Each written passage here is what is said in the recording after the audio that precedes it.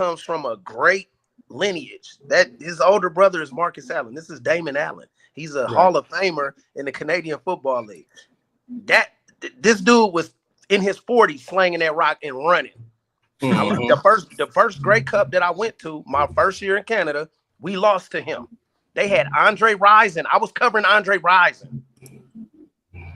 So before we start the show, and OG is totally correct, man. We got a Canadian football legend here on the show. Well, two Canadian football legends, but we got a guest. You know, one of them's a guest right now. 72,000 passing yards, 394 touchdowns. Good Lord, slanging that thing. My goodness. We got Damon Allen, Mr. Damon Allen on here. Pleasure to have you, OG.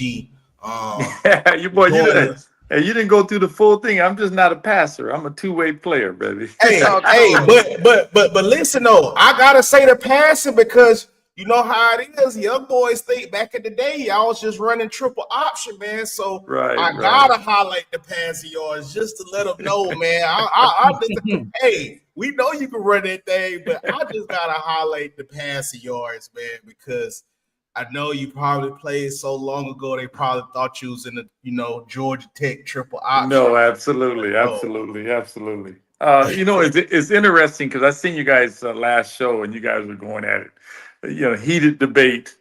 It's always a debate when you're talking about, trying to compare errors and all those things. And I think the one thing, me growing up, my father always taught us that football, the game of football, is bigger than one individual, right? And so in understanding that, there has to be a greater respect for the game of football. And so when you have respect for the game of football, then there's different eras that played, right? And so I've always been, when I first came to the Canadian Football League, I always wanted to know if I'm sitting in that locker room and one of the great legends come into the door, I want to know who he was, right? Mm-hmm. I would know who he was. And I think that's part of the issue as well. I mean, this new generation, history is not important to them. Yeah. History was important to me because if it wasn't for Jackie Robinson, and he played football at UCLA, and he was a four-star athlete at UCLA. The dude was amazing. So field, I think it didn't matter what sport you play. I knew who he was because of what he would do for me in the mindset and preparing to understand history so I can know where I'm going in the future and all those different things. And so it's very important because today's game that the guys have the benefit of making all this money and playing and changing the game has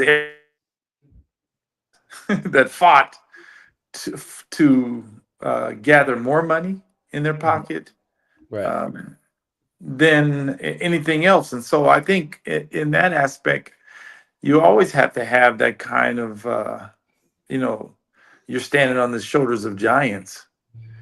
And so I have that kind of respect for the game. The game that was here before I even started playing.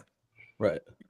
And so when you have that kind of mentality, you understand that, hey, there's a generation before me, and before me, and before me, and before me that paved the way to allow me to walk through a hallway, which at one point used to be doors. You couldn't get in. Now I'm walking through hallways. And so how do I handle those kind of situations, and how do I conduct myself in those situations? Because now you can't stop me from playing the game. And so it's a kind of an honor, a humble honor for those guys that, man, it's amazing what those guys had to go through just to play the game compared to what it is today. Right. Absolutely. And so that's where, to me, is where the importance is. I mean, history has to be important to you.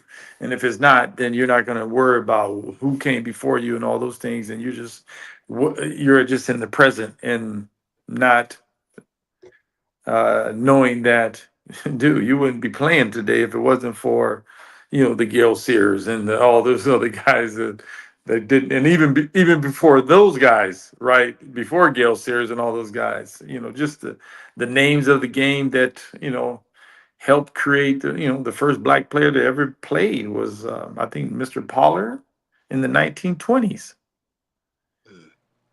1920s. So just understanding those kind of that history, I mean, it gives you a great respect for the game. So DA, this is what I was kind of explaining, and it was good. I just wanted you my guy, so I'm gonna get you on here. Yes. It's not so much, and I want to reiterate this because I think, see, people get this thing confused. This whole social media shit, it be clickbait, beige rate. We having fun with this podcast. I get it. I know what gonna get people. We know what's gonna grab these people, right? But on some real shit, for me personally, this is more because I'm a teacher, I'm a coach, I'm a professor. I got a training business. I'm the young 46-year-old guy around young guys all the time. So the same stuff you and me and you had a conversation with, right? When we was both playing, right? Right.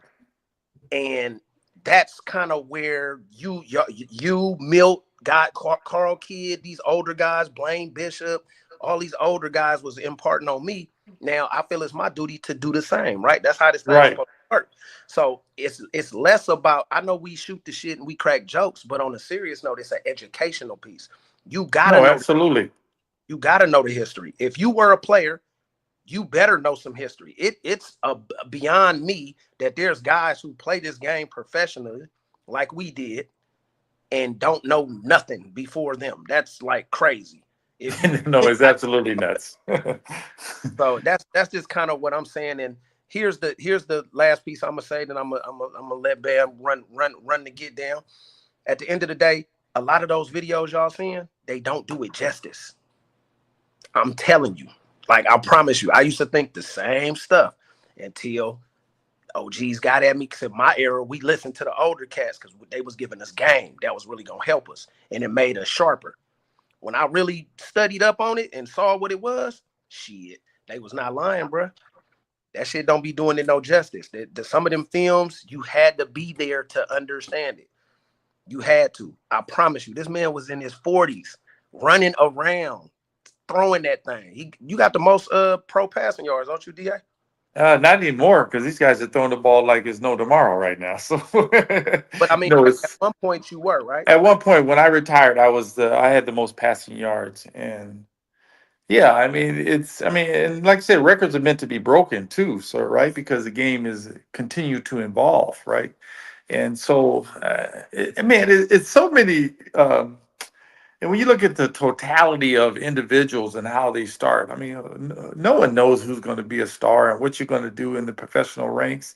It's all opportunity what you do with your thing, because you can be a first rounder and don't do nothing your first 4 years and you're out of the league. And you can be, someone from black college and play like Emerson Walls and be all pro, right? And so to me, it has nothing to do with what school you go to and all those things. Is what you do. What the school you go to and how and what you do with the game of football, right? No matter what sport you go to. I know my friend D. Marsh went to Fresno State, right? Mm-hmm. Well, I was in the same conference at the PCAA. I was at Fullerton State.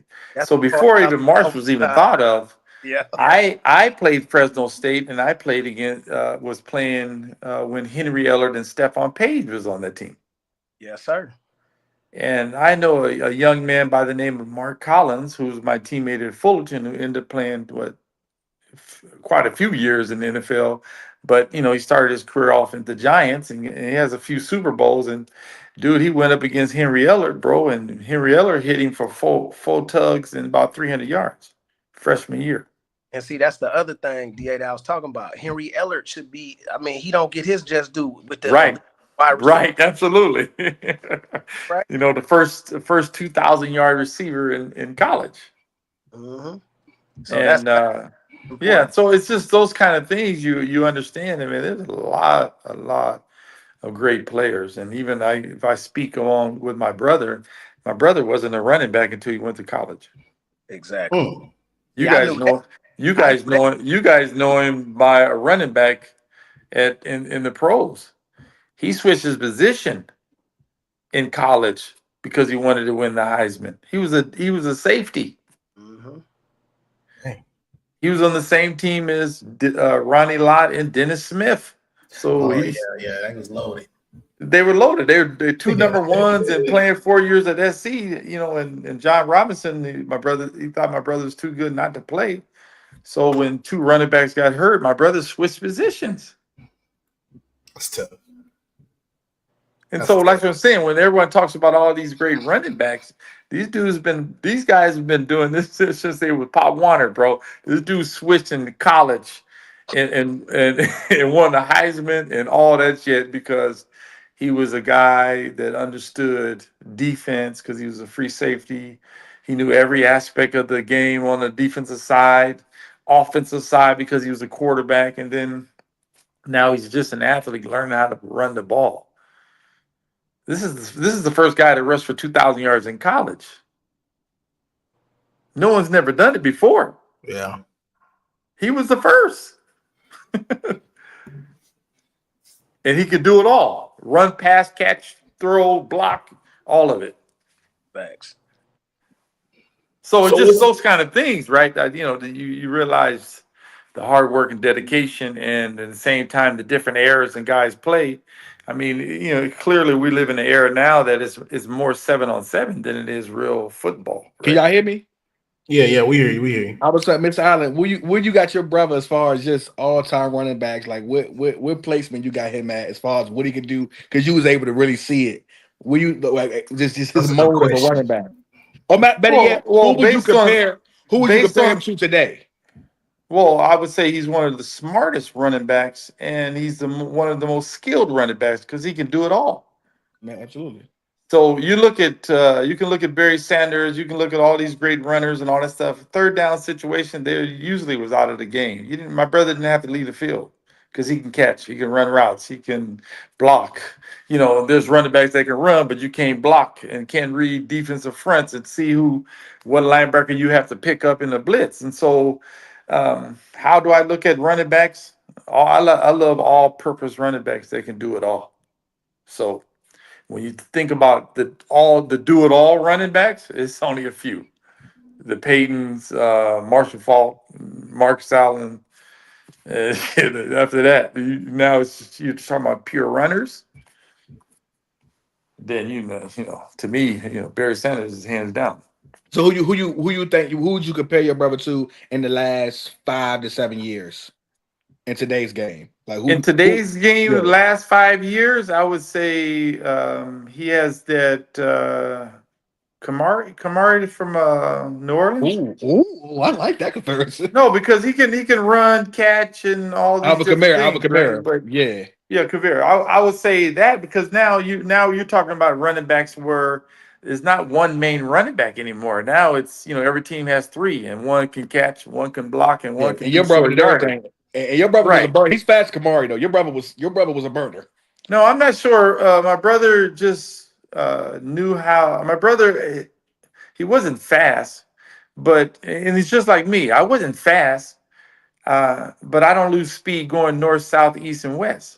I don't. When I cut, I'm not losing any speed. Fast is crazy, Mark Allen. Right. So amazing. I mean, what running back you would really just be a fast running back? When you had to make a cut, you had to slow down, or you want a running back that can cut four directions and not lose any speed? Which one you rather be? Your brother and y'all gait just so smooth to me. I've been right. I've been a fan since I was you think Marcus Allen one of the smoothest runners. Well, I mean, like I said, when people ask me about when I was playing, like how do you run? I said, well, me and my brother run similar, but I'm a quarterback. Yep. Yeah. So I can come at you, and you may think I'm not running, and I'm just running by you, right? And it looks effortless, and I'm well balanced, and so so you definitely can't be off balance trying to tackle me because I'm going to be balanced when I'm running, so I can cut and not lose any speed when I cut. So Yeah, your brother Balance, with the big shoulder pads, it seemed like for him to be like a slender frame guy, Marcus was tough as far as like you couldn't knock him off his balance, and you wasn't going just like he was good at taking contact. Honestly, to be his side, because he seemed real slender like when you watch him, but Marcus was tough, slim. Like he wasn't going down off the first hit. My brother's about what 6'2.5", 6'3", 207 when he was playing. Yeah, tall frame. Yeah, and so it's funny. It's funny when you have these conversations and you talk to these guys. When you talk to Eric Dickerson, Marcus, and some other these big, tall running backs, they think it's harder for them than it is for the little running backs like the Emmets and the Berries, because Absolutely. you can see them get the ball. So there's a distinction between the tall ones and the shorter ones.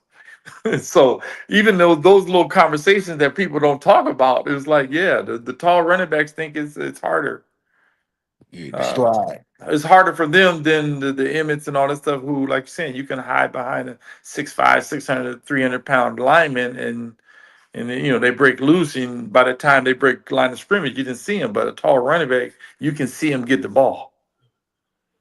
Yeah, and it's more and Marcus ran tall, kind of like I think Hmm. a guy similar to him but couldn't really master it was Darren McFadden, like that run high. But Marcus was good, like you said, his shift, the way he cut, and his balance was amazing. You weren't gonna knock Marcus off his balance once he Yeah, got man, going. short yardage, and like you said, he knew how to get in the end zone more than anybody else when he was playing, right? So, Absolutely. 123 of guy, them things.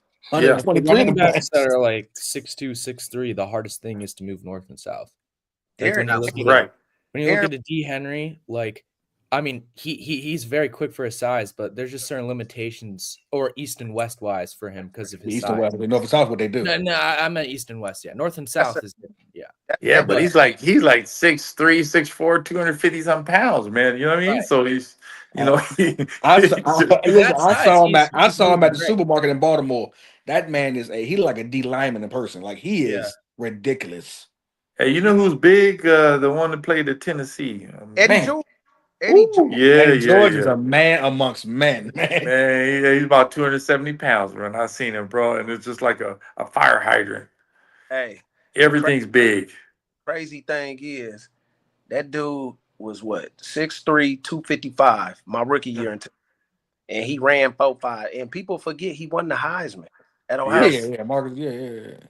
So, like I said, so we can have these debates all day long. There have been guys that a lot of people don't come to their mind that was really like that. I Big dude. also think his where he played a role too, because he played his last year in Dallas, but with Eddie George, that Tennessee, he played in Tennessee where a time when they wasn't really doing too much crazy, and he was the leading back for him, kind of like Freddie Taylor. As good as Freddie Taylor is, that's one of your favorites, Marsh. People don't really bring Freddie Taylor up as much as they should one of the because he most played in underrated players Jacksonville for ever. so long, and just Yeah. a lot of them years. If Yeah. Eddie George played for like Dallas or something, man, he'd be a back. We talk about how we talk about Marshawn Lynch. Same But thing with Jimmy Smith and Keenan McCardell.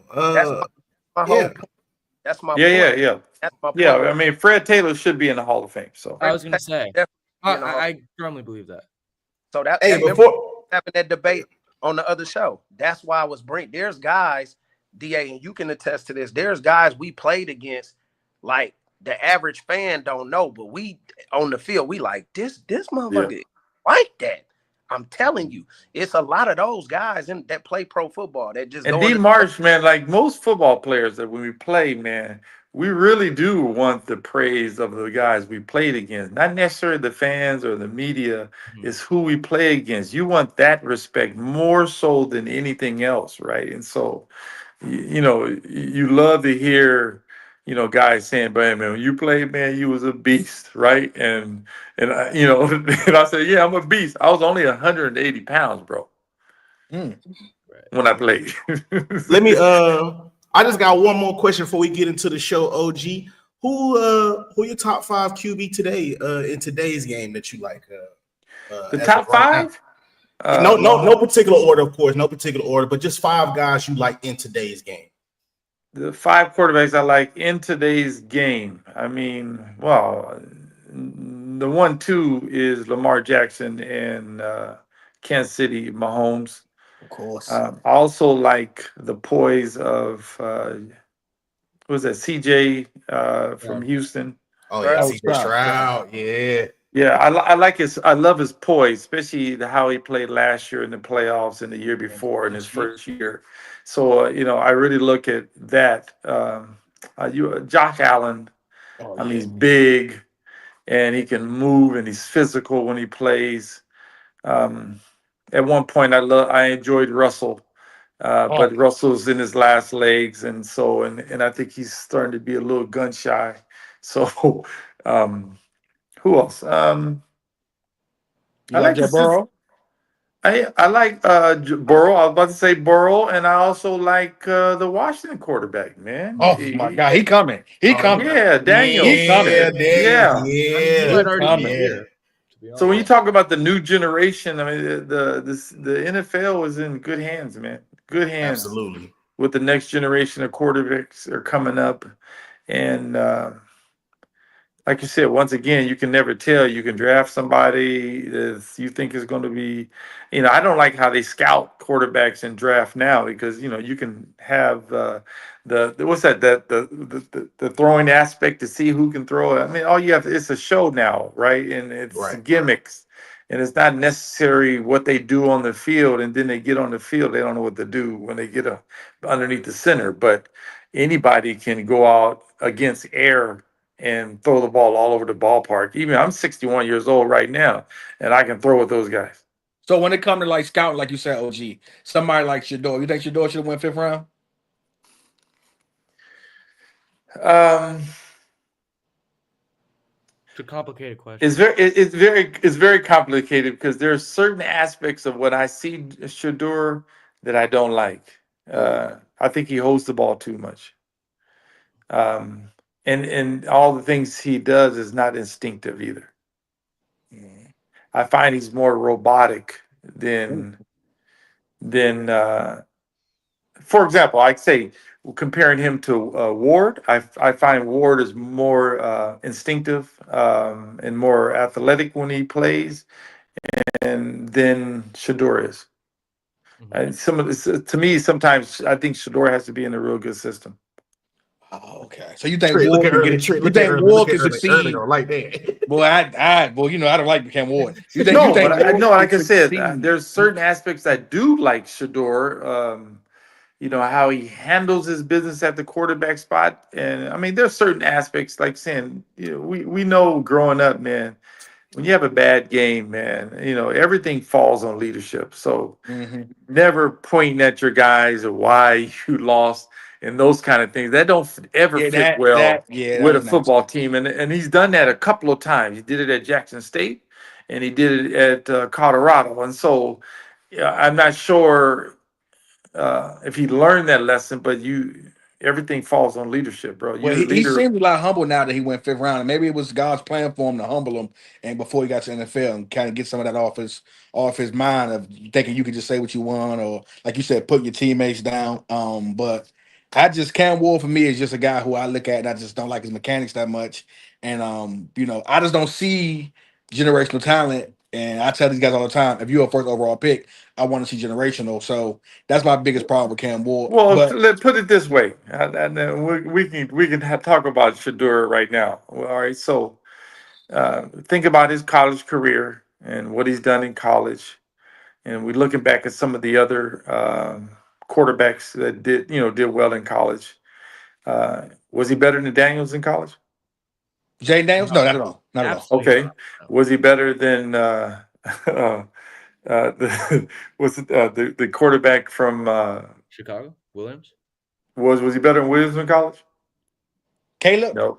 Yeah. uh, Uh, no, but Okay. Caleb I had mean, some so, no, problems. let's keep it going. We stop Yeah, there. Caleb had some problems Come though, on. but he's not better than Okay. Caleb. No, Was he better than Lamar Jackson in college? no, no, no, no, no, no, no, no, no, no. That's a Okay, problem. so absolutely not. I gave you three What quarterbacks. about Bryce? Bryce Young? I mean, Door? Was he no. better than Bryce Young in college? Probably No, not, but no. does he have the potential to be better than Bryce Young now? Probably, Yeah. because Bryce hasn't made that next step Well, I'm in rooting his for him now. professional career. But I gave you four names already, and they're not much older than Shedeur, and they were better than Shedeur in college. and they all were number ones. But they also, we got to be fair though. We got to be fair, Mr. Allen. They also play for better college, basically names where you got more help around you, especially guys like Bryce, guys like when you say Caleb. I tell people like, when you watch the film on Caleb in college, he was able to improvise, and he's a person who holds the ball very long too. But when you watch that film of him, you really get to see that O line. The way that O line blocked for him was phenomenal. That's he the would problem. have so much time back there. I have a young brother, and he was talking about Caleb. I said the only thing I don't like about Caleb is he hold the ball, man. And then you like see said, when he went to the league, when you get to the league, you won't be able to do that. It look different now because he can't improvise back there all day long. No, guy's too good, man. Yeah. So it's those kind of things you start to look at, because I'm looking at quarterbacks based on just the fundamental aspect of how to play the game, like just fundamentally how to play the game. Anybody who's back there holding the ball means I don't think you're reading all that well either. You can't. Yeah. So now it gets back to a lot of people say he didn't interview properly. Like, you have to get on that board, bro, and break everything down, blocking schemes and all those different things. You got to be on point as a quarterback. You can't be this and making the system. So we're talking about ain't no excuse not to take it seriously. No, right. There ain't no excuse being a number one pick and not be able to know football. Yeah. So it goes to the statement I made, Bam. I said, I don't think he should have been a 5th rounder, but he wasn't worthy of the 1st round. This is how I feel. You got your daddy's confidence, but you don't got his ability. So that it ain't matching. Does that make sense? And we talking about the position. Quarterbacks generally, they don't really like the quarterback to be on that height. So being a DB or any other position, you could kind of be on the shit, right? Yeah. But this is what I'm saying. If you are that guy, as a guy who played, our quarterback is the leader by default, right, DA? Yeah. Or whether you want to be that shit or not, you the leader by default. You by default. So you better learn that shit. You gotta be mature. You gotta be mature from the gate. And I think when you go into these, you gotta seal the deal. I think he's a good player. I think he could possibly have a pretty good career. From the other side of it, the business side of it, if I'm the GM or the coach, do I really want that circus that comes along with that? Yeah, and I think what Mr. Allen talked about with how Shedeur is not instinctive and like Cam Ward is more instinctive, that comes with athleticism, arm talent. Because if you don't have that stuff, you can't be that instinctive, and you have to have a sort of robotic, like the way that Drew Brees played right, the way that Tom played right. They were instinctive too. But, they're reading the defense, recognizing the defense before the snaps played. Very and they're quick. like, okay, first read. But I think they're closer to Shedeur. Half a second. No, I think again? that's what I feel like a Tom or Drew Brees are closer to Shedeur, where like they had to. Now again, Tom was a workaholic, so he learned to master the game, stay in the film room. Where I look at Cam and I say, I don't know the athleticism everybody talking about. But Shedeur ain't got the killer instinct that Tom got, bro. Like, Tom want to step on your neck, bro. Who does? I think he does. I think Shedeur does. He's got to prove that though. He got to prove it. Like Tom, like you think about like his draft, he can name everybody who got drafted before him and all this stuff. Like, that's kind of insane kind of stuff that he. So like I said, when you're down, he's trying to step on your neck. You absolutely.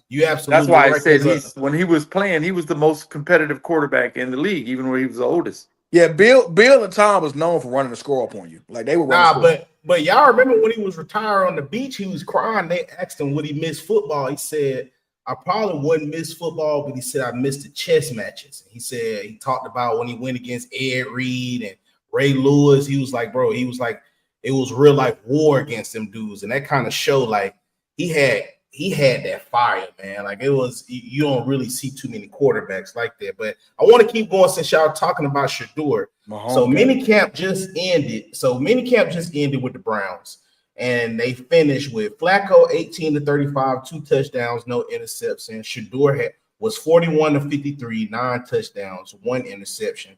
Kenny Pickett, 38 of 63, 7 touchdowns, no interceptions. And Dylan Gabriel, 48 of 83, 8 touchdowns, no interceptions. How y'all feel about this? I know we were just talking about Shedeur. We buying any stock in this, or how do y'all Can I think say this, Bama, before we get Yeah, started? Happy Father's Day to y'all, to the fathers on this pod. absolutely. Happy Father's Day, gentlemen. Sorry about that. And Coach D Marsh, you got to get some merch that say you not listening. You got to get some t-shirts, man. Nah, You got to. You got to get some merch, man.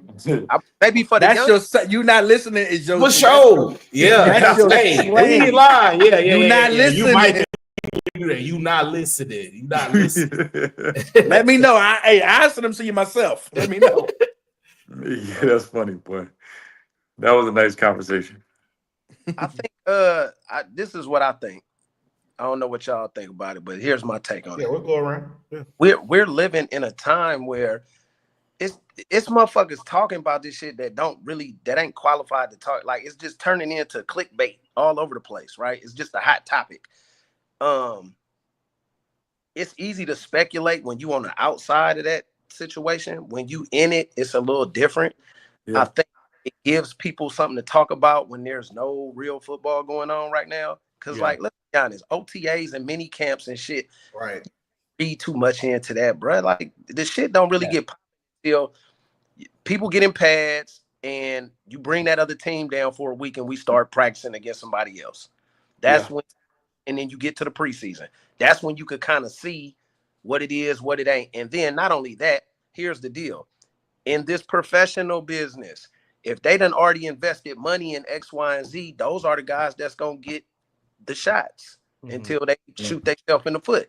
That's how it works. So newsflash for all the people that ain't never been in that situation.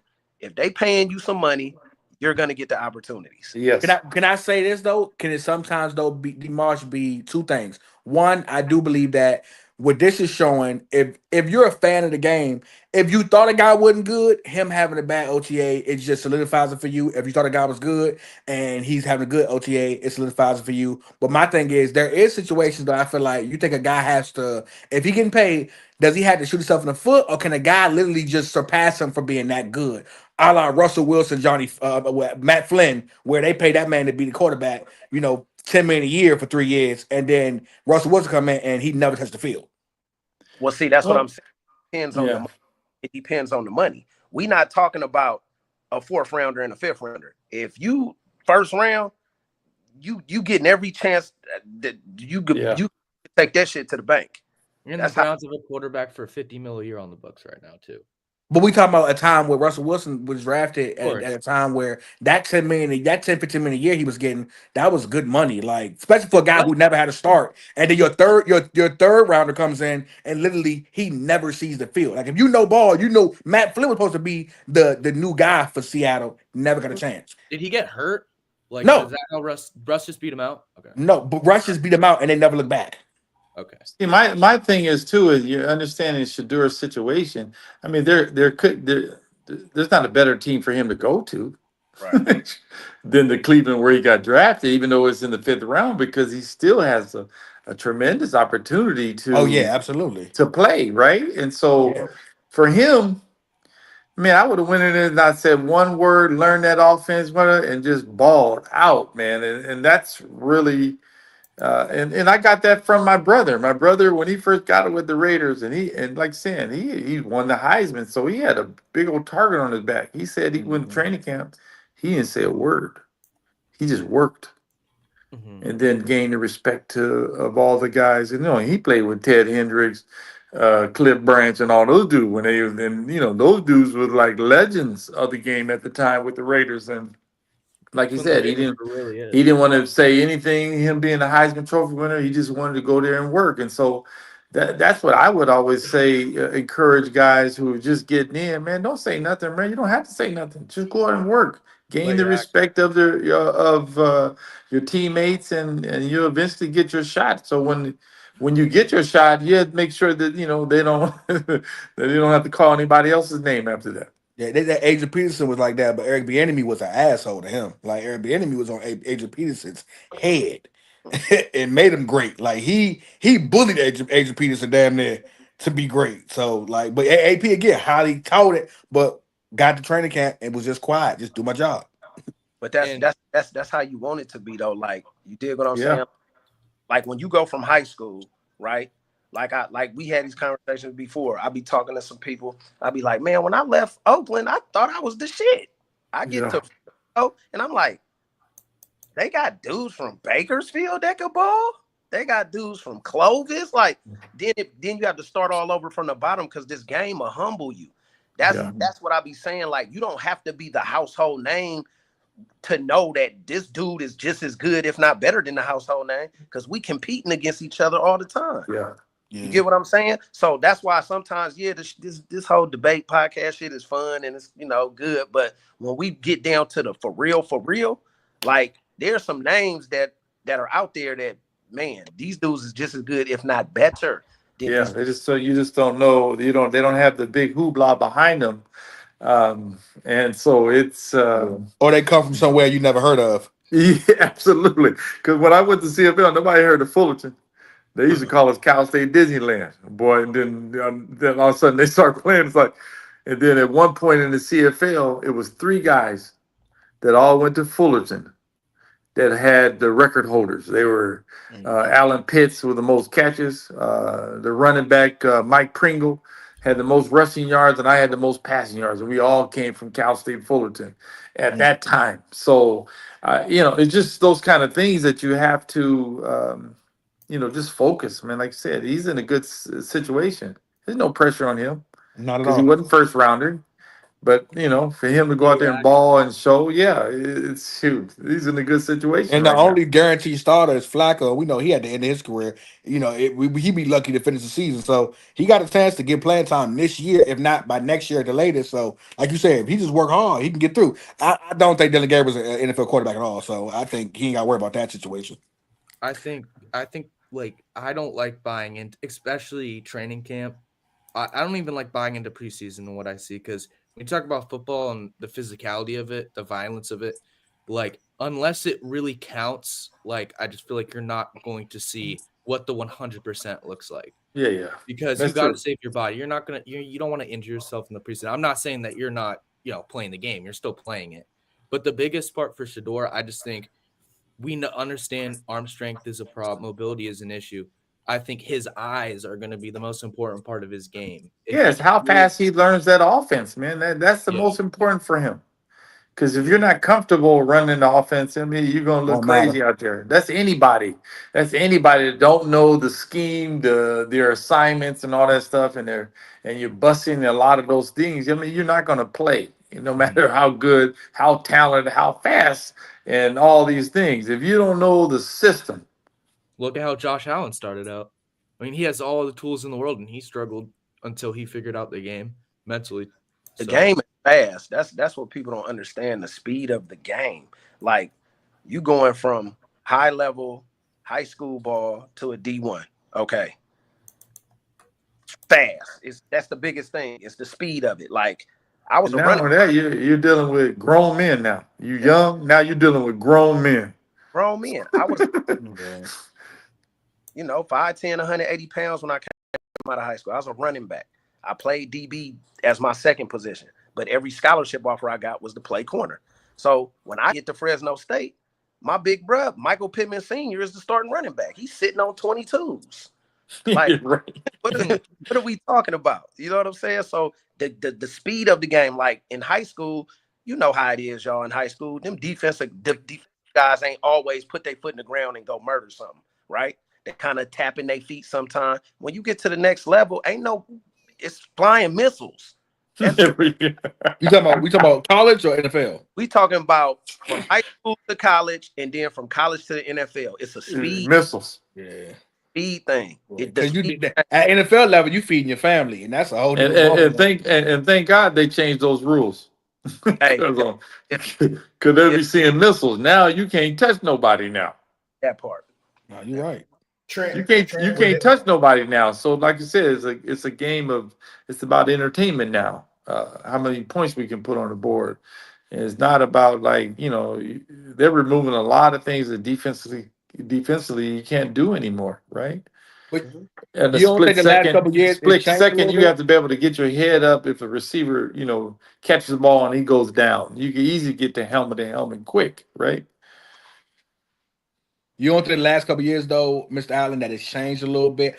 I said the last 3 or 4 years, I've noticed that defense has started to glow more to where when you got a powerful defense, they're leading you not only to the playoffs, but 9 out of 10, the better defense is winning the Super Bowl off of But it's the way they approach the game. And like again, the Chiefs when they beat the 49ers, and I like that Rams defense going against the Bengals. Like that defense now I think is caught up a little bit to where some of these games ain't as high scoring as we used to, and those high scoring teams like the Dolphins, they fizzle out by week 10.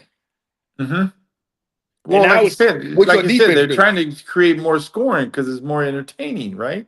Yeah. So that's why you see all the rules are going against the defense, right? But a defense, like when you start the season, the defense are always going to be further along than offenses, right? Mm-hmm.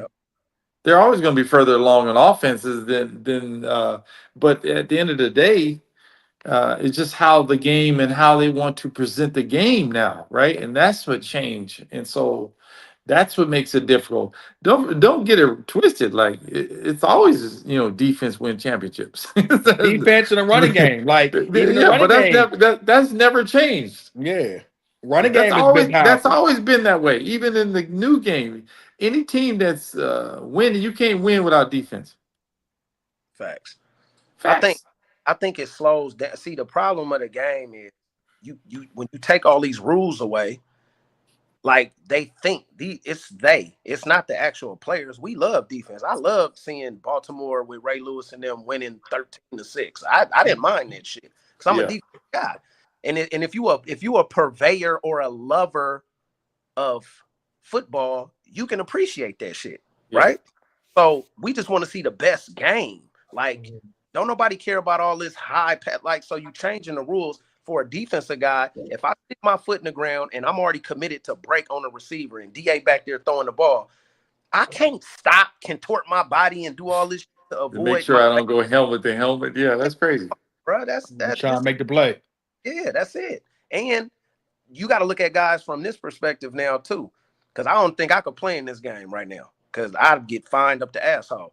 Like, you're trying to feed your family. This is your job. So now you got guys on the defense like, do I go tackle them or how do I do this? Because I might get fined and ejected.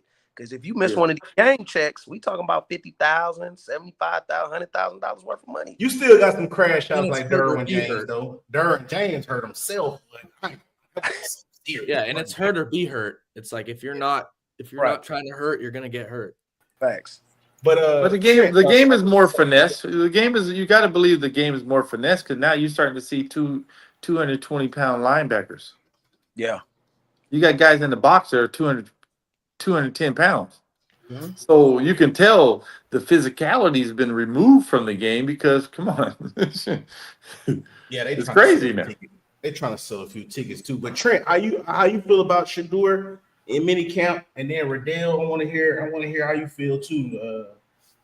I mean, minicamp is just minicamp. I mean, yeah, it's a good thing that he balling, but I wish I would know the concept. Like, is he going up against like third team, second team? I don't know. Probably. That's a good. Yeah, He getting all of them getting first team defense reps. I don't know why people make it sound like everybody's getting a little bit of that. I don't know though, but that's specifics. I don't know. I only know when somebody's doing it unless I'm watching. Well, training camp really hasn't started yet, so it's all mini camp. It's mini camp. It's mini camp. Yeah, it's mini camp. You barely have the best players on the team there. Right.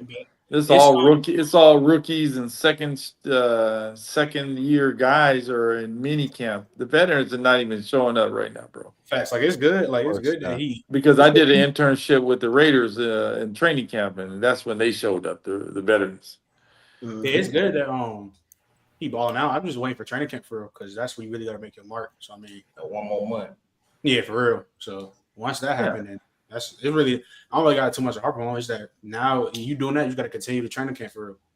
No, I wish Shedeur well. Like that he goes out and performs like he's capable of doing. Right. Facts. I just don't think we should put too much stock in all this bullshit putting out there. I agree. Talk about. They just even preseason. Yeah, because I'm gonna be honest with you. Sometimes they'll play a guy in preseason. It happened my rookie year. I ain't saying no names, but they purposely played certain people because they trade them. So they needed to get Yeah. game so he could have trade value. It's so many little things that they be working backdoor that the public don't even be knowing about. That's why I just be laughing when people be having all these talking points about shit that don't really matter. Because if as a business, let's just talk business, fellas. If you spend $250 on some Jordans, you gonna treat them a certain type of way versus some $50 little kicker from Raw, right? So that's just kind of how this thing go. It ain't rocket science. If they got draft guys that they are heavily invested in monetary wise with the money, they're gonna get every chance they get until they fall on their face. For the most part, not in 100% in every case, but for the most part, that guy that's making that bag in that higher draft pick gonna get every chance to fail. I can give you a story that I swear I thought I was like, damn, I thought I was gone. When I first came to Edmonton, and back then we had 16 games and 4 preseason games. And I remember playing the first preseason game in Edmonton, played a half of football, played well. And then I'm thinking like, okay, game 2, game 3, game 4. I'm thinking I'm playing. I'm sitting in the stands, bro. I'm sitting there going, Lord, man, I thought I was gonna get cut because I'm, the second week I'm in the stands is pre-closed. Second week, third week I didn't play, and the fourth week I didn't play. Right? And I was telling my mom, my parents, I was like, Mom, I don't think I made it. They gave me good money, but I don't think I made the team. They had already made the decision to put me at number 2. Right. That's why they didn't play you, because why play him if we already know? Right. They put me at number 2 at half of football. And then the third string and the fourth string, the guy who was the second string last year, they were competing for the third job. And at that time, I didn't know because they ain't said nothing to me. They were just saying, hey, you ain't playing this week. And I'm saying, man, they just gave me 6-figure signing bonus to come up here and play. And I don't even think I'm going to make this shit. Hey, man, shouts out Eagle Nation with the super chat. He just wanted to say Happy Father's Day to everybody, man.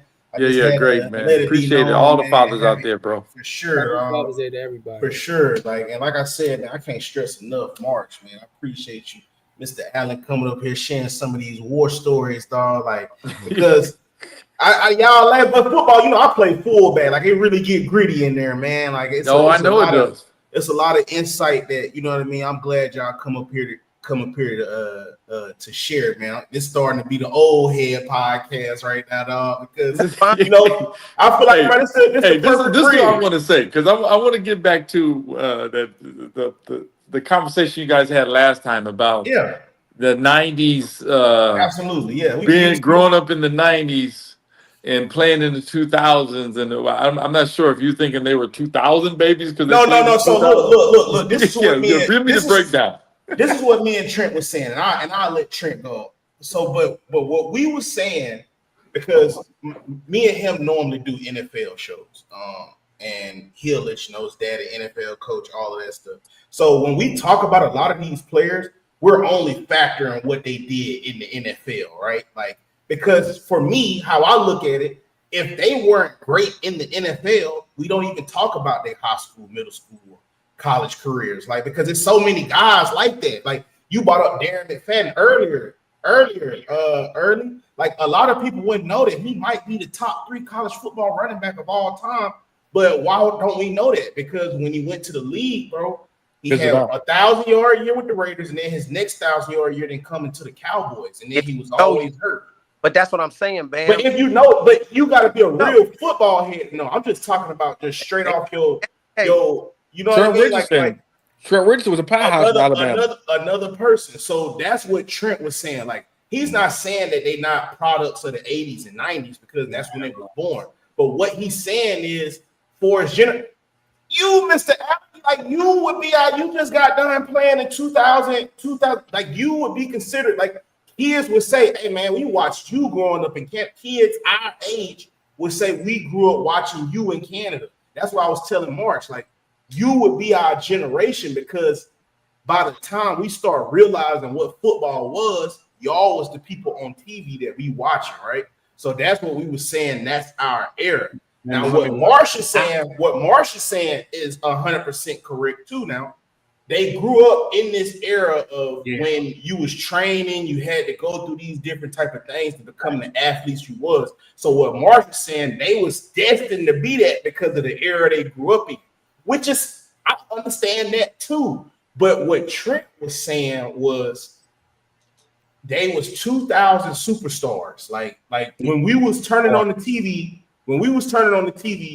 you got more, like literally, like we'll go out, like seriously, we going outside 7-on-7 in the street. You catch the ball with one hand. The first thing you said, I mossed you. You know what I'm saying? Like he got that from nice.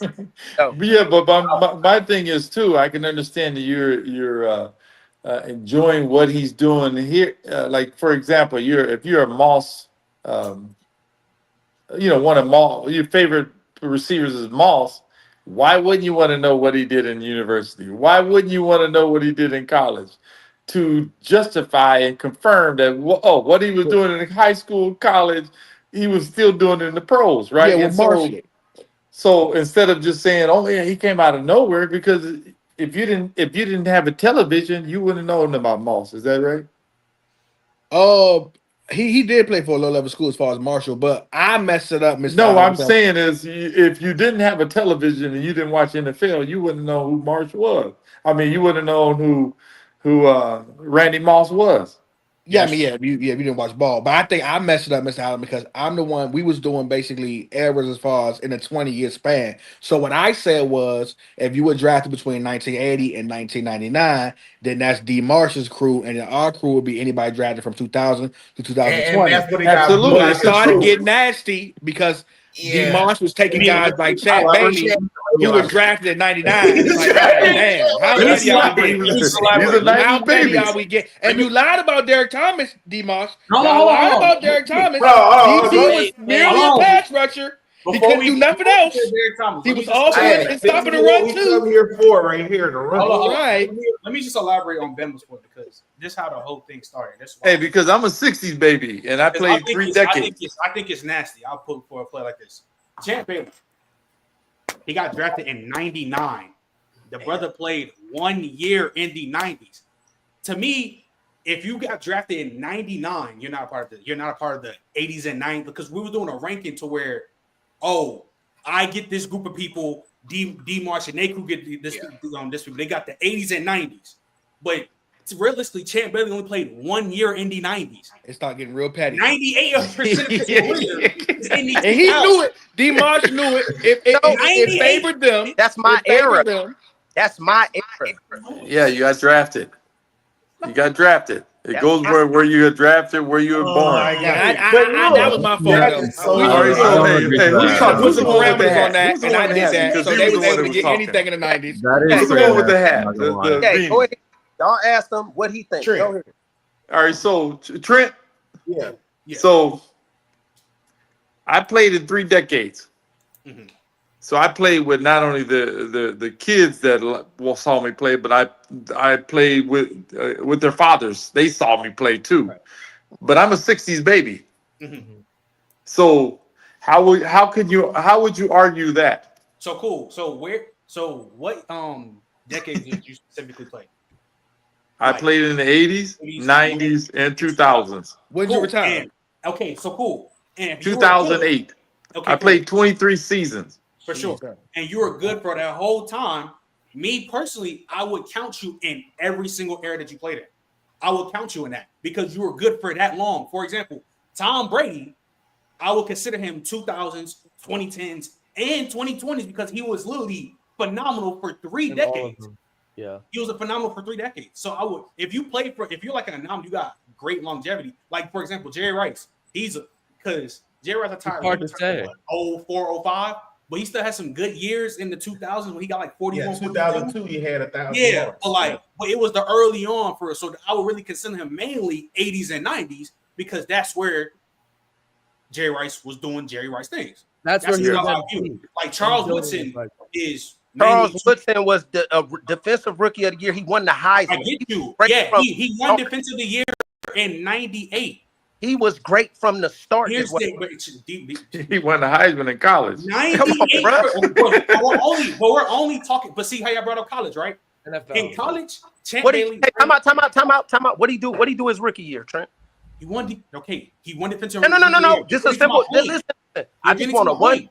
I just want Not one. listening. Rookie of the year. I'm gonna get to my Now point. listen. This is what I'm saying. He won defensive rookie of the year. But here's the issue, though. 95% of Charles Woodson's career in the NFL is in the 2000s. Therefore, you can't That don't matter. He's not that era. That you're missing what's the definition of an era. DA, can you please explain what? So, for example, let me clear this up. Real quick, right? Y'all want to refer to me as the old head? I'm 46, blah, blah, blah. I was born at the beginning of 1979. Okay. See Wood. I trained with Wood. I've been around Wood when he was with the Raiders the first time, right? He's 2 years older than me. Matter of fact, 2.5. He's born in 76. That's my era. So, listen, by the time 2000 came, he was on his 3rd season in the league. He'd already won the Heisman. He was the man already in Oakland. Timeout. I ain't finished. What I'm saying is those guys, we came up under different discipline than y'all. It was way tougher in that we're a product of that. So when we say eras, that's one thing. Now you're correct. That's what he's talking about. That's what he's talking about. Is when you talking about. You can't say other things. Listen, when you went and changed the narrative, then yes, you're correct. When you said peaks, when you said primes and peaks, that wasn't the initial debate. We're talking about guys from our era. They just happen to play into the 2000s. For example, my era ain't y'all era. That y'all on some goofy shit. I wasn't born in the 2000s. I was born in the set. Listen. So my point is this is what I'm trying to get you to understand. My whole pro career was in the 2000s, but I'm not y'all era. If somebody you play majority of your career, you play all your my whole pro career is in the 2000s. That means when we're talking about if we did a ranking or we're talking about an all-decade team, who would you consider? You are I'm on an all-decade team. I'm on an all-decade team. Okay, you're literally a 2000s. But I'm not. I'm not from that era. I just like DA. You don't have to be from that. So maybe it's the terminology you using that's throwing everybody off. Because when you say primes and peaks, you're right. I'm not knocking what you're saying, but it's that's not the original. What does era mean to you? Era the era means to me is that majority of the career that you played. Probably depend on, of course, players' longevity because you got players like Michael Jordan who will come. You got drafted in '84, dominated all the way to '97. Like you would be considered '80s and '90s. For example, like Champ Bailey, he got drafted in 1999 on the Redskins. He was great in '99, but from 2000 to 2009, that's where Champ Bailey in the NFL became Champ Bailey. All the All Pros, all the Pro Bowlers, his Hall of Fame career came from the 2000s football. So that's why in an all-decade team, Champ Bailey is voted for an all-decade corner because all of his work is in the 2000s. You can't be labeled as a 90s NFL player and you only played 1 year in the 90s. I think for me, decades is for me a decade. Eras are like decades to me. Like eras is like decades. So like 70s is 70 to 80, 80s. So for me, like 2000, 2010s, if you was that man, like when I say by man, I mean you was all pro, you was a top 5, top 3 guy. Then 2010 your era, because most guys, other than like the Tom Brady, the special guys, can be literally all decade in multiple eras. But for me, an era for me is a decade. Like a decade is your era, and then we own and on because the 70s baby might look at 70s to 80s differently. An 80s baby might look at 80s and 90s differently, but that's your era. Like it's almost like your age, which you claim. If you born in the 80s, you say I'm an 80s baby. You don't say I was born in 81, so I'm really a 70s baby. No, you say you're an 80s baby. So how I look at it, I'm doing decades. How I do eras. And I'm not trying to disrespect Taylor. And when we having this convo right here, I'm not even trying to disrespect them. I'm just saying that, like for example, it's your perspective. T.O. got drafted in '96.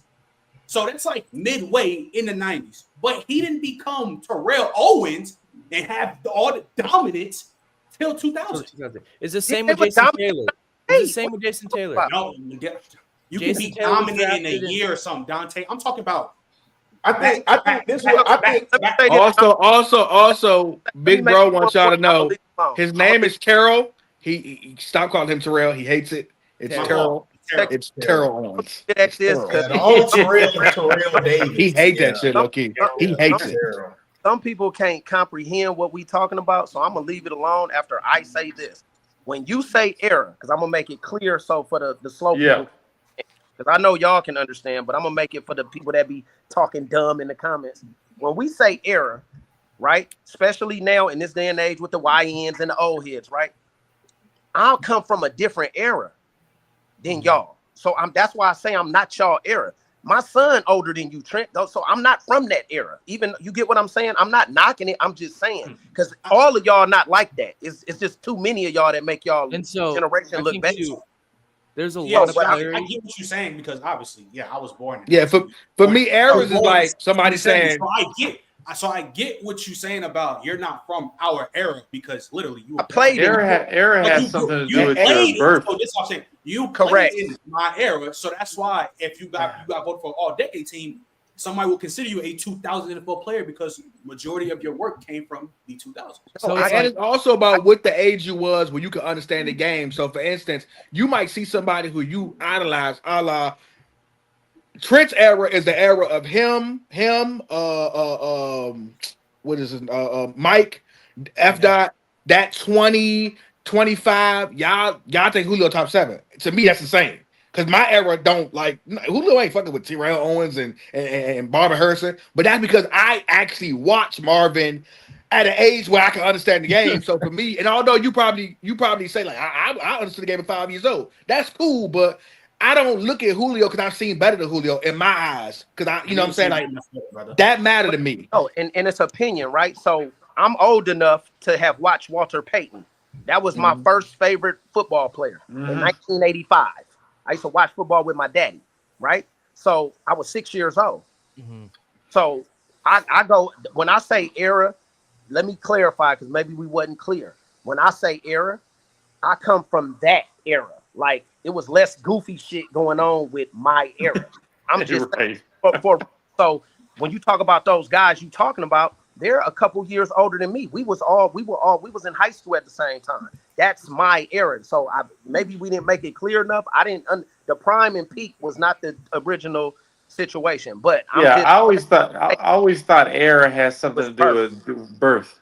Right. Yeah. But see, I mean, that's where also I thought we were that's talking where we about defer. the NFL specifically. Like we weren't talking about like we were saying drafted. We were saying drafted. Yeah, like just because like we talking about just real life. Yeah, y'all will probably be considered like 70s, that's y'all 80s. Y'all grew up watching like stuff in like 70s, watching Magic Larry Bird. Yeah, that's we're talking about NFL specifically. I think it has to go with where you played majority at and how good you were in that. Like it's nasty when you saying 99 and you saying because he had 1 year, we can't have him on the 2000s. That was Manny was drafted in 98. His rookie year was terrible.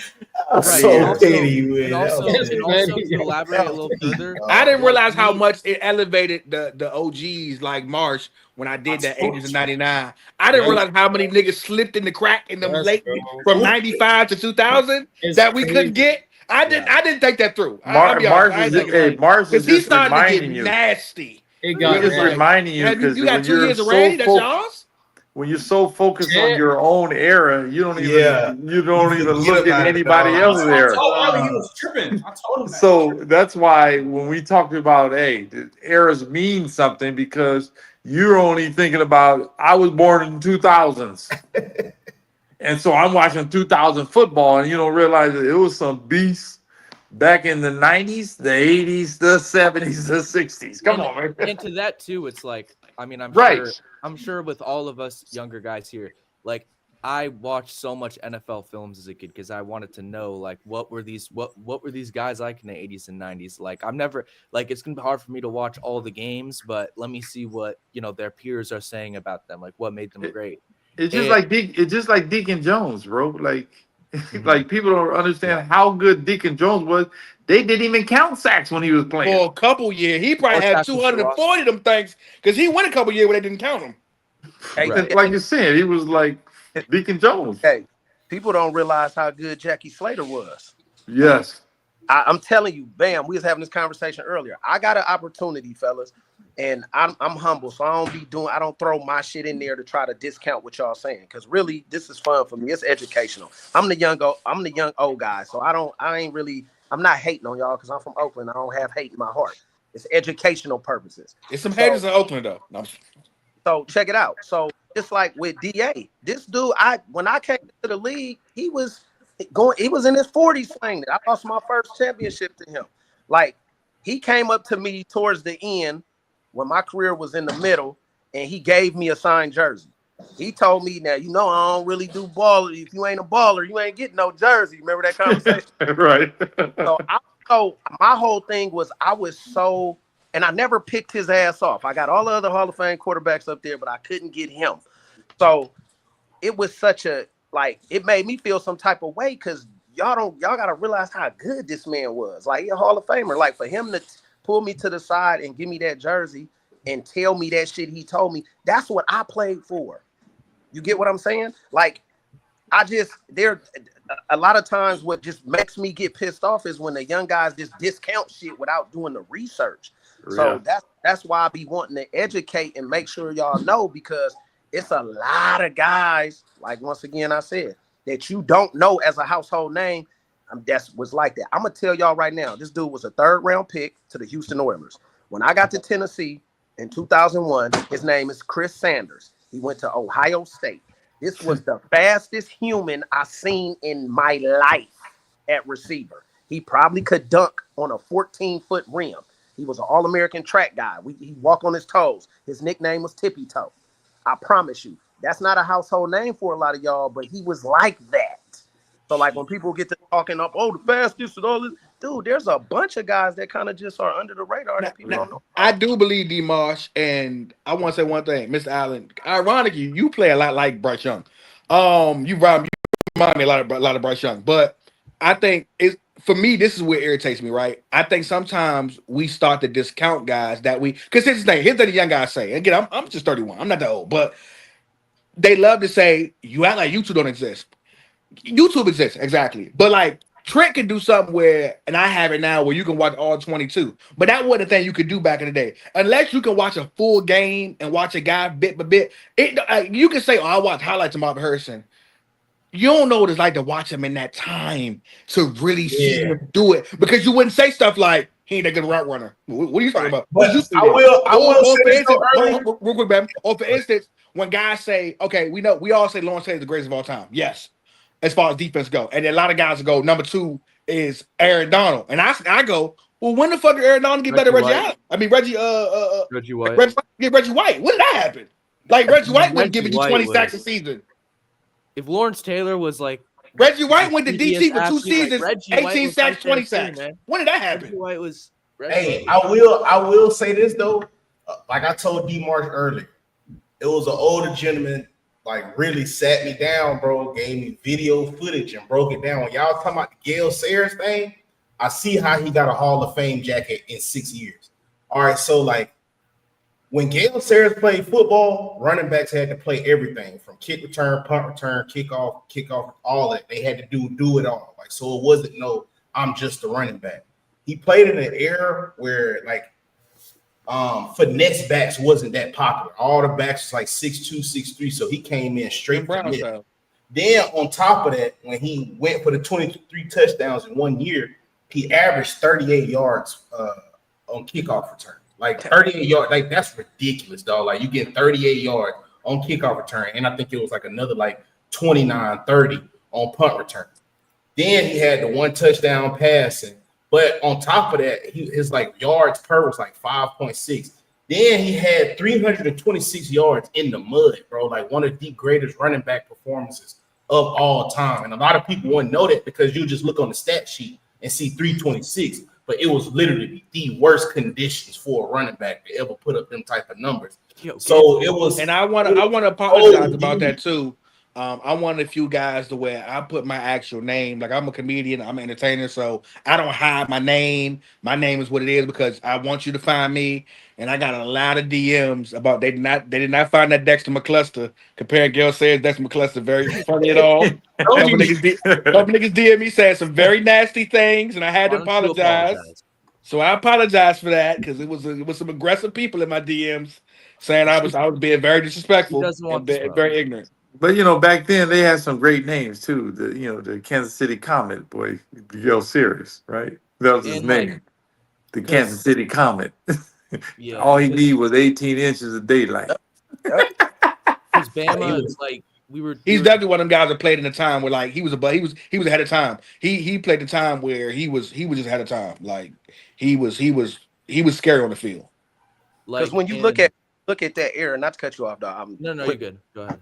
That era, you had Jim Brown was finishing his career. He walked away from the game healthy to go be an actor. Yes. Last year was sick to do blaxploitation films. So his last year was 65, and he was an activist. Shout out OG Jim Brown, rest in peace. Yeah. He did a lot of a lot of folks don't know that. He was a philanthropist. He was the civil rights movement. He was deep in He didn't miss no games either. that part. He did all this. How many games was they playing then, DA? 12, 9? 12, 14. So his first 2 seasons he played 12. And after that it was 14. That's insane, dog. No, but he was putting up in 12 games. I have a question for everybody. I want you guys, who has the best 2,000 yards rushing in the NFL? OJ Simpson. Me personally, I'm sorry, Simpson. Chris Johnson. Yes, it got it. Just see. I'm gonna say OJ or Eric Dickerson. OJ. Oh, ED. OJ ED. I'm gonna say OJ too, because he only I'm played gonna say 14 OJ. games. OJ. Yeah. No, you factor in that in there. Yeah, Juice was so good, man. Juice played 14 games, man. Yeah, absolutely. Chris Johnson. Everybody has 16, and I think 17, 18. Juice would be the thing about OJ is that if what didn't happen transpired in his personal life didn't happen, Juice would have been like the Charles Barkley of football as far as an announcer. Like I didn't know how much personality OJ had until I did my research, and then when he finally got it before he passed away, when he was on Cameron's show, it's like he was one of them guys that like, dog, if that didn't happen, OJ would have been on your TV every Sunday night, every Monday night talking football for 20, 30 years. And he'd have been loved the same way we love Charles Barkley and them guys. He'd have been loved. Nah, Marshall is too. Before he did that, he used to educate the inner city youth, bro, on teaching them how to be better men, wearing like suits and all. Like OJ was different, bro. Like the OJ they show y'all, bro, is not. Hey, Damon, look. Yeah. Look, Chris Johnson was OD, 2,500 scrimmage was crazy. I'm going AP though, respectfully. 2,500, bro. He had 2,000 rushing yards at Hey, who got hey, here's the better question, Mr. Allen. Who got the weakest 2,000? Saquon Barkley. Who got the weakest 2,000? Saquon Barkley. I mean, does it even matter who's trying got to the throw. weakest? You gotta know it ain't Saquon Barkley. Saquon Barkley, weakest 2,000. It ain't Jamal Lewis. It ain't Jamal Lewis. Jamal Lewis. We can't forget Jamal Lewis. Now we got to stop the foolishness. No, Jamal Lewis was. Jamal had the weakest. Saquon had the weakest. Listen, I'm gonna say, Dude, these guys got the benefits of extra games, man. Exactly. we boo Emmitt Smith by the whole line. But Saquon, come on now. Huh? Bro, time out, stop. What are we hold on. Really stop What are we talking about right now? Stop. Every running back in the Rams had a crazy damn line outside of like that. Who? Here, listen, hold on. DJ 2K? Hold on. Everybody that ran for 2,000 in the NFL, phenomenal, because that's not an easy thing to do. At all. Here's the deal, though. Once again, I'm breaking it down. So I'm gonna give 2 examples, and I'm gonna leave y'all to it. It's just like the Jerry Rice thing, right? We're talking about him putting. Just follow me here. We're talking about him putting those type of numbers up, playing in a 21 personnel offensive scheme, right? 2 backs, 1 in line mainly. It was no split tight ends back then, and just him and John Taylor. He put up all that shit when it was just a simple West Coast offense. It wasn't no 3 wide shotgun, all this crazy shit they throwing it 70% of the time.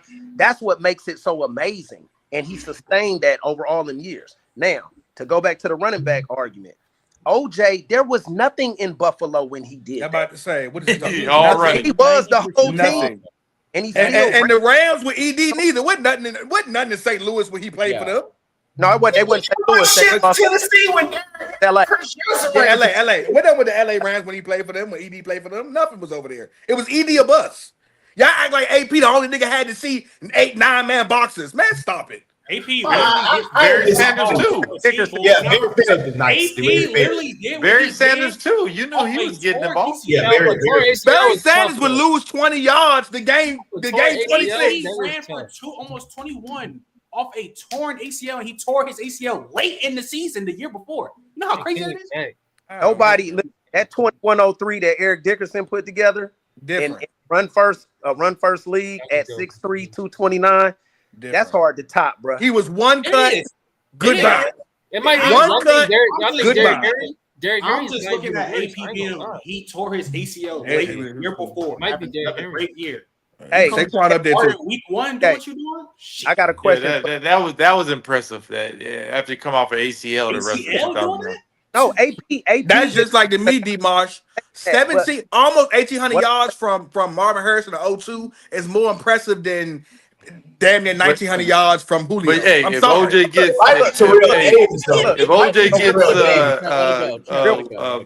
week 15, week 16, week 17, like now, he ran for 2,500 yards. Thank you. Look, remember when I put Marvin Harrison in my top 5, right? Yep. I'm going from personal experience. So for all the cats talking about he couldn't run routes, bullshit.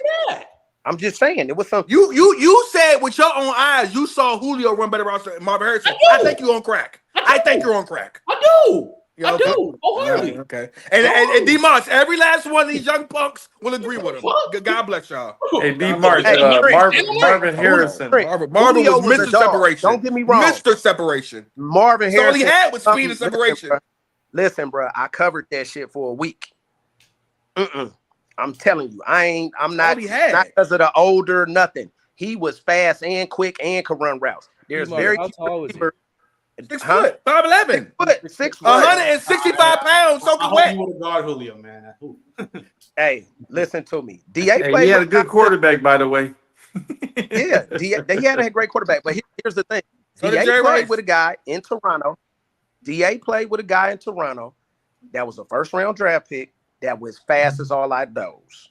Oh, he went to USC. Yeah. Who? RJ Sauer. RJ Sauer.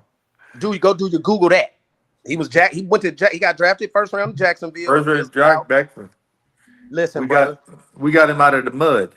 Yes, listen, brother. Went to the combine, yelled out 17 steps, ran 4.3. There's guys that y'all don't know about that was really like that. And what I will say too, didn't he lead the Pac-10 at the time with yards per catch? Yeah. He had that 1 year, yeah. And one thing that I noticed, because we were gonna do a defensive lineman list like 80s and 90s versus 2000 2010.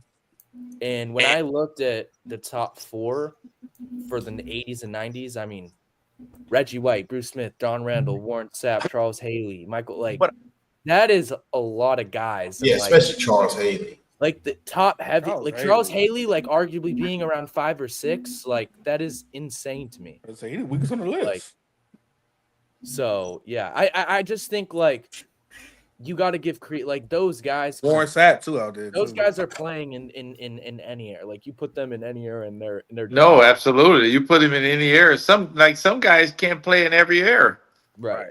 And there's dudes that you don't talk about as much, like Simeon Rice, a problem.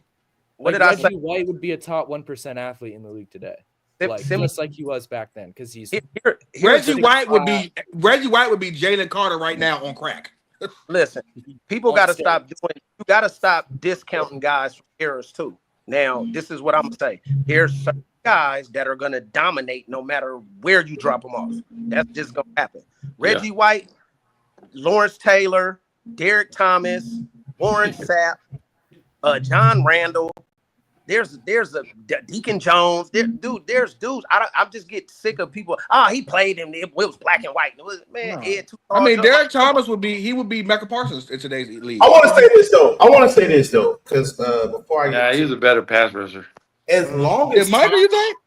Yeah, you're right. He had a fast step, but he couldn't stop the run for shit. I'm just letting you know that. Well, he had Neil Smith on the other side, brother. Yeah, we know.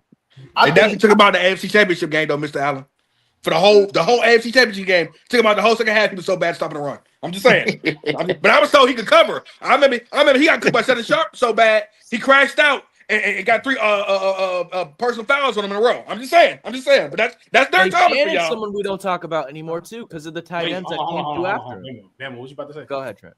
No, I was just saying before y'all, I was gonna talk about something different, but I was gonna say as long as time is still going, man, it ain't no such thing as a GOAT. It ain't no such thing as a greatest player because time is still ongoing, bro. Like I feel like you can't say somebody is greater than somebody because like you just gotta factor in everything because you could just be like this dude is greater, but you don't never know what time will hold. And then it's just irresponsible to sit and be like, oh, that these guys is better than these guys because a lot of times what older guys could say, imagine if these dudes had the new cleat, the new football gear, the new technology, the new recovery. You got to think about some of these dudes was just literally going out there running hills. Like it was, Marsh brought up a valid point. It was no D Martians back in their day. Like it wasn't no, oh, let me go to this trainer. Let me work on my jabs. Let me work on. So when you talk about a younger dude being better than them when he has all of those resources at his disposal, it's unfair to say that if Gale Sayers didn't have Dr. Andrews as a surgeon, he would have been able to recover those next 2 years and still be the Hall of Fame running back. Who they go against? Because everybody just brought up Adrian Peterson, but Adrian Peterson went to Dr. Andrews, one of the best surgeons in the world, not just the city, not just Alabama, the whole world. Specialist. He in Mobile. He in Mobile. He in Birmingham. So yeah, he in Birmingham and up there in Washington, D.C. too. But just think about if they had that type of modern medicine back in the 60s. Or like DeMar said, with the rules and stuff like that, man, Sean Taylor would have made Julio Jones his bitch. I don't care what nobody say. Would have been spanking Julio Jones. Same way he was spanking T.O. He just spanked Julio Jones. And Julio didn't like to stretch.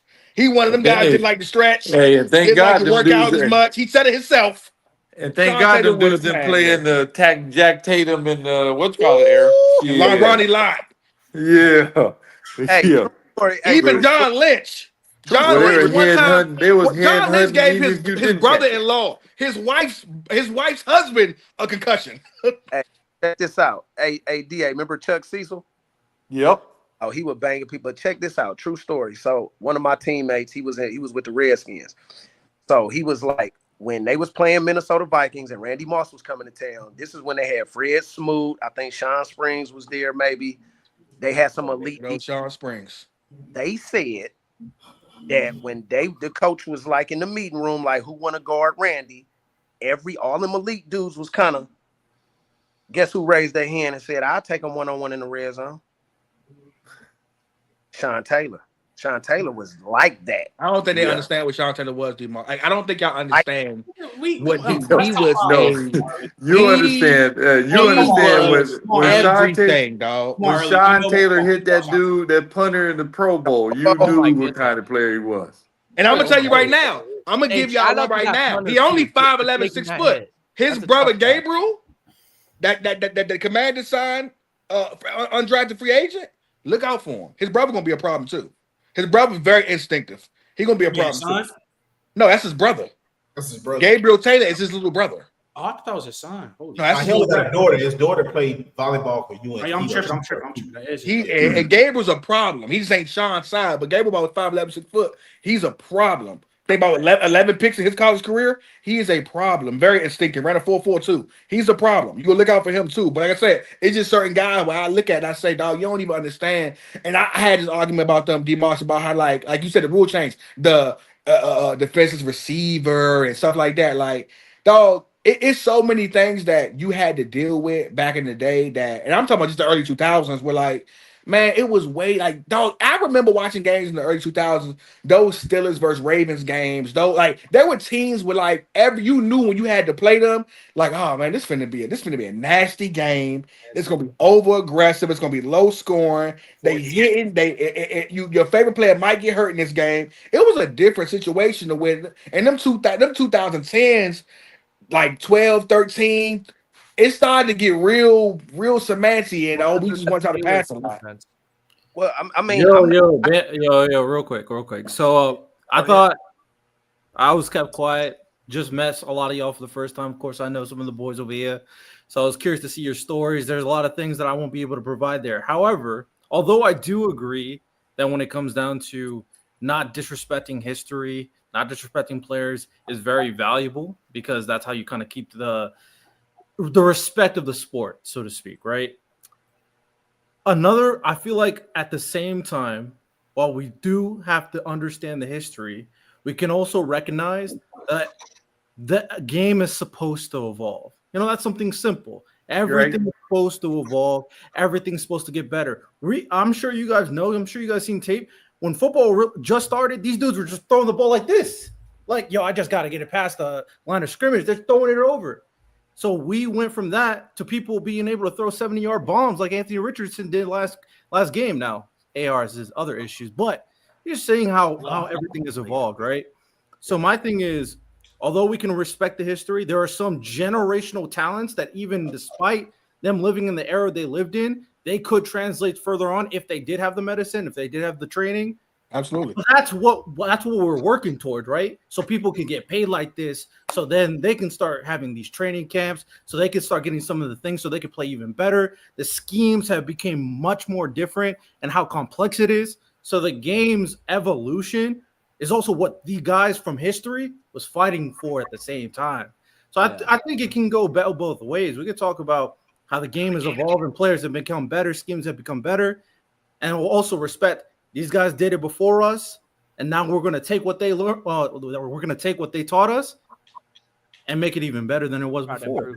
I don't think. But the problem is, Verdell, what y'all do is this: y'all will see y'all crown people too fast. Like you and Patrick Mahomes. You are a guy who, if Patrick Mahomes three-peats, he's better than Tom Brady. That be the problem. Y'all be so quick for the guys that y'all love to just throw them over other guys because y'all love them. It's not like what Mahomes did is unprecedented. Like, as much as like what he did is unprecedented. Even like within the first years of his career, like in Brady's the GOAT, we know that, but like he had more success than Brady, and like Brady's career evolved past his first 8 years. Who he was the first 5 years career. Would then do this and talk about what he has got, a lot Michael. more to prove. But like that's my only talk about what he got though, Michael. Talk about the fact that you were able to go against, you were able to have a team who was already a playoff team, already established team. When you got them, also you played against some weaker talent. Don't do that, Early. Don't do that. You can't name a come on, man. Who's he played against? Mahomes played against the Super Bowl. Y'all compete against them. I will say this though. Y'all would do that for other people. Y'all would do that for other people. A lot of people didn't crown Brady as better than Joe Montana until Brady got 5th rings. Like his 5th ring. Yeah, that's what I'm saying. Which is understandable. Like what y'all be doing, y'all be trying to forecast somebody's current greatness. Like right now, yes, I'll give y'all this. If y'all just want to be nasty, be like, oh, they first 6 years, Patrick Mahomes better.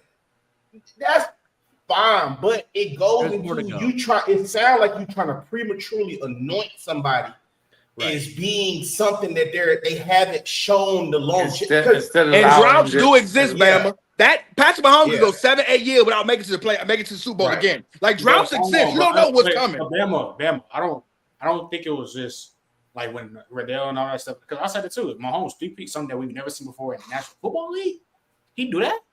Shit, he gonna be in some uncomfortable conversations because, bro. Well, Jalen Hurts had something to say about that. That's fine, and you know Jalen Hurts can't even be on the level of Patrick Mahomes, so that don't matter. He just but look, the teams. You said hold on. Last thing, and then I do have to go. There's an interesting conversation. Didn't Larry Bird call Michael Jordan the GOAT after he won 3 championships? After Bird beat him 13 straight. No, when Bird beat him 13 straight. Before Mike won. When Mike dropped 60. I mean, that just reinforces he recognized someone that goddamn good. So of course it's not like he didn't earn where he. So to your point, just real quick before you go. That was a good point, though. We're not talking about. See, this is where the problem happened. You can't compare. Like the gaps be smaller. Of course, the 90s to the 60s is a big ass jump. The football was, the game evolved drastically in 30 years. But we're talking about 90s to now, I think the game is kind of going backwards. I don't think it's a better product. I think, listen, I'm gonna explain it to you. See, that's what I be talking about. You let me tell you. Most of the quarter, watch this. The quarterback play and you can agree or disagree. DA alluded to it earlier. This is what happens. You got a lot of motherfuckers coaching youth football and high school football that didn't make it past JV. I'm giving you some real shit because I've been coaching junior college the last decade. That's true. So look, they're not developing players, Trent. What they do is, you could pay for stars now. Yeah, these guys, some of these dudes is 4-star, 5 stars, not that good. So all these camps, it's a money. Everything is money. Everybody trying to grab. So hear what I'm saying, dog, because I'm in the trenches with this shit. I train these athletes. I got some that just got $500,000 in NIL deals. I got a couple dudes in the league. I do this. So what I'm saying is I'm seeing it. That's why I'm like, when I be having my perspective on stuff, I'm in it. I was a former player. I'm not hella old.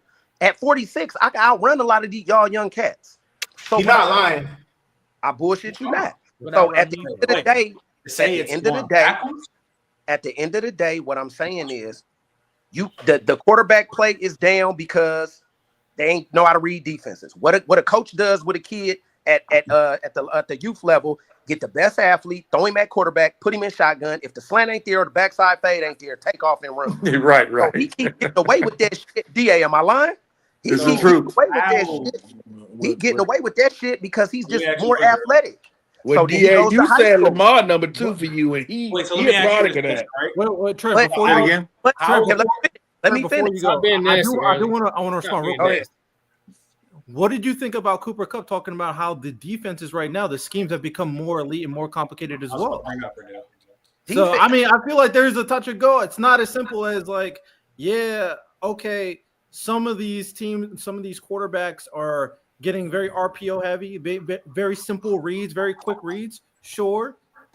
But at the same time, because of how certain offenses, like the Sean McVay offense, because he talked about it, how it was so complicated, these defenses had to respond. So now they're even matching. That's why the defenses are doing so well as well. So shouldn't we give them praise? But I'm just saying, what are the defenses are doing? Because I'm trying to figure out what's so complicated. Because it's not complicated. DA. No, they still running cover 1, cover 3, 0 pressure, and the same stuff they've been doing before you even came in the game. Is it maybe the way they disguise it? Yeah, it's the way to disguise it. No. Yeah, it's how they disguise it, though. I'm coaching. I'm a coach. I was a defensive coordinator at the JUCO level. I'm a hell of a secondary coach. Football is easy. If you could count to 3, you could play for me. Ain't nothing changed. It's a different way of doing shit. At the end of the day, DA said it best. It's cover 1, cover 0, cover 2, cover 3, cover 4. That's it. That's it. As a defense, we want to be +1. So that's remember DA. Remember the evolution of read and match. Right. That shit. We just was +1. We playing box coverage against. It's 4-on-3. It's that simple. It's not that complicated, y'all. Like that's why I be laughing. Yeah. And no, D-Marsh, because I ain't gonna lie though. They showed Spag zone, man. And he did somewhere. He dropped the safety and they formed a triangle around, like literally, like they just started moving with the receiver they wanted to take away. And it's just like, I'm thinking, like, yeah, you could say that's like that's just cover 3. But I'm not gonna lie, how that safety dropped and then another one rotated back, and then just how they just traveled with the receiver to like literally just eliminate him. That's a headache, bro. And they sit down there with Nick Saban every summer coming up with new defenses to try to stop all of these dudes and all of these crazy RPOs. You can reinvent. You could try to reinvent the wheel. The bottom line is you still gonna get to what you're trying to get to. It's a variation of cover 3, just like in Tampa. Yeah, absolutely. Like Tampa, it's a variation of the 2. Cover 2. It was just a bunch of different. Once you know something so well, you can start ad-libbing. That ain't right. It's like what Pop did with the triangle in San Antonio. He did his own version of the triangle, but at the end of the day, it's still the triangle. It's still the same. Like you're saying, at the end of the day, the coverage you're going to see in football is 0, cover 1, former cover 3, a cover 4. Now, how you go about doing those things, because you may have the athletes to be able to, hey, I'm bringing the safety off the edge. It's a zone coverage. Safety, you're going to fill the Sam backer. Who can do everything. Yeah, safety, you're going to fill the Sam position, and the backside, that corner, and the half, you're going to rotate to the middle, and then it's a form of cover 3 once again. right? It's just they're bringing pressure with the Sam off the edge, but they're still going into cover 3. So it's not complicated. It's just basically what you can do with the athletes you have on defense to disguise better and things like that. But like it says, before I came in the game, they were still running cover 3, cover 1, cover 2, and all that stuff ever since the evolution of the game of football. I've always believed that the offenses have evolved much better and quicker than defenses have, because they're using the motion and the multiple formations and still running the same plays. So But it's even how you getting it back to disguising what you're doing on offense, and then you're, like you're saying, you're overload. Just like on offense, we want to +1 you on defense. They want to +1 you on defense. As an offense.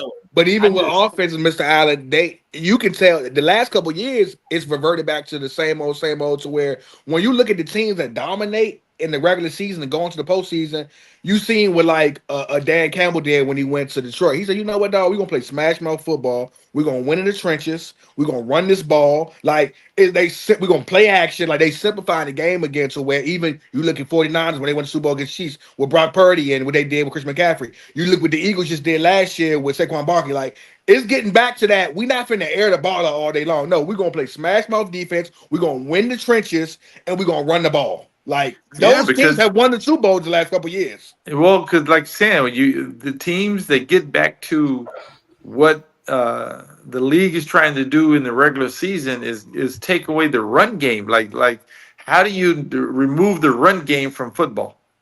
Right. The run game is part of the aspect that keeps the clock going. So if you remove the run game, then you're stopping the clock the whole time. How you can win? You can't, like saying, you're trying to remove run game in the game of football, which ultimately the teams that win, they're the ones that are going back to traditional football, running, throwing, controlling the clock, controlling the line of scrimmage, the basic shit, and playing good defense. And two, I think that part, like offense can be defense in the sense of you want to keep your defense off the field as much as you can, because the less tired that they are at the end of the game, the better that they're going to play at the end. So that's just how it works. What aspect of the game on offense can make a team quit? Run game. Just the football. Run game. You run right goddamn through their throat, right? The trenches. Right. That's the one aspect of football you're trying to remove in this new era of football. Throw the ball all over the ballpark. You're trying to remove from the game. That's why I'm trying that's all not trying to pay the running backs once again, right? Because you're trying to remove the game of football, the run game out of football. But like you're saying, there's only one thing you can do to make a team quit is run through their fucking throat. Ain't nothing more demoralizing when you just can't, like you watch Can't stop the run. I'm an Alabama fan. Ain't nothing worse than when you just can't stop it, dog. Like every play they getting 8, 9, 10 yards. I'm an Alabama fan, and I played against Butte College. The most demoralizing thing I never seen. They run these two tights. They run overload. If they run to the right, they go put the two tight ends over there. Then they will hurry up and then motion the two tight ends over to the left and run to the left. Like they are not even trying to hide it. They letting you know every time. Hat on hat, beat me. And it's literally they 45 lead right straight down your throat. And don't forget, Alabama was bigger than everybody else in the league too. And they, but Marshall, what I'm talking about too though. Butte College was another school. It's a junior college out there. Like, they run an old fashioned, like I ain't never seen a California team do it. Like I played against. When I came out on the West Coast, that was like my first time seeing all those different variations of the spread. But Butte ran like a real old school smash mouth. Right. Don't try to hide nothing. You know who doing it? If you go there nowadays, you wouldn't get recruited or nothing because it wouldn't help you with your stats. Like even who do it now, who even like in today's college era, who do it now, and it's a lot of low scoring games, but they just beat you up. Army, Navy, dog, them games be exhausting, man, because they just won't stop. But you know why? You know why that is? They don't have the quality of athletes that the power. Yeah. I'm here. So, I mean, but even with that, that stuff is demoralizing. And Navy got a weight restriction too. The Army fares a little better because they got heavier guys. They can have guys like 220, 230. But the Navy, I don't think they can have guys over like 220. Like so, it's like tough. At some point, so yeah, it's no way. That's why Notre Dame beat them up like they only live for one game. Yeah, they only live for one game at Army Navy. That's all. Let me ask y'all about this, man. So y'all see with Shemar Stewart, they talking about he going through contract negotiations to where he feel like his rookie contract wasn't a good deal, and they talk about he has a chance where he can get redrafted next year in the 2026 draft. That's my first time ever hearing about this. I want to see how y'all feel about this. F-Dot, I know you just came up in here from the Father's Day dinner. Let me hear from you, bro. Like, it's to me, it's weird. So I just want to hear y'all takes on it, especially if the OGs. Like, I'm gonna end off on y'all because I definitely want to hear y'all. Y'all collected a few checks from Pro Ball, so I definitely want to hear y'all takes at the end. But F-Dot, can you talk to us on that? Yeah, definitely. It's definitely a weird situation. I want to ask, is he comparing his contract to other rookies that was kind of in his ballpark? Or like, how is it like? What is he's comparing it to the? He's comparing it to the main thing is, I think the main issue with the whole contract thing is that I think it's the thing where if he gets hurt, they don't got to play. They don't got to pay him, and he's not going for that at all. Okay, got you. Yeah, and I heard the Bengals offered him less money than they did their last 2 first-round picks. Yeah, they're universally. They're universally. I mean, they hold him. I don't like the Bengals. The Bengals are a cheap organization. We all. Well, they got Mr. Krabs. They got the only owner that's not a billionaire, though. They got the only owner that's not a billionaire. Yeah, that's and sell the team. You could sell for more money. You're selling it for profit. Seriously. I just don't like how they run things over there. It's sad. I mean, that's wrong in all aspects. When you put your life, not your life, but your body on the line and play this sport, and you kind of ripping somebody off like that, it's just if you wouldn't franchise tagging T. Higgins, giving him 20-something million a year, maybe you have a couple extra dollars to give to the damn Stewart. Yeah, they just do dumb business. Their business side. They do dumb business. Is dumb. I just don't like it. But. So to answer your point, here's the thing. When I was young, before I ever signed a pro contract, I used to think like, because I'm old enough to where free agency became a thing while I was growing up. Right, it wasn't always a thing. I think what was that? DA 93. Yep. So I was going into I was in high school already. That's crazy. So 93 is crazy. Yeah, that's how the Cowboys had those crazy teams in the 90s right. too. So my point is, Junior Seau, rest in peace, who was one of the all-time great players, right? He made a good-ass statement. He said, basically, I'm the 13, 14-time Pro Bowler. How can a guy that's played college football step into the pros making as much or more than a solidified, bona fide future Hall of Fame guy? So from one aspect of it, I get it. But then on the flip side of it, man, you only really got the average career is 3-4 years, if that. So you got to maximize your earning potential. So it's kind of like a sticky situation.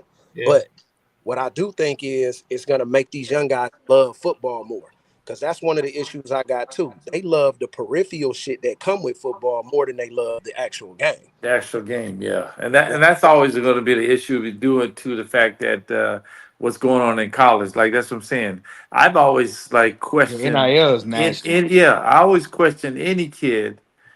Like, if I was scouting a kid, I would always question the kid. Why'd you go to 3 schools in 3 years? I hate it. 3 different schools in 3 years, and they're doing that in college too. And so it lets me know that you're chasing money and not necessarily you're chasing or you chasing being to go great somewhere, in the game, right? Like DJ Ogaloa, you chasing to go somewhere because you want to succeed somewhere. You just ain't that good. No matter where you go, you're the same player, but you keep trying to get new, fresh starts. And maybe I'm gonna have my breakout season. You not.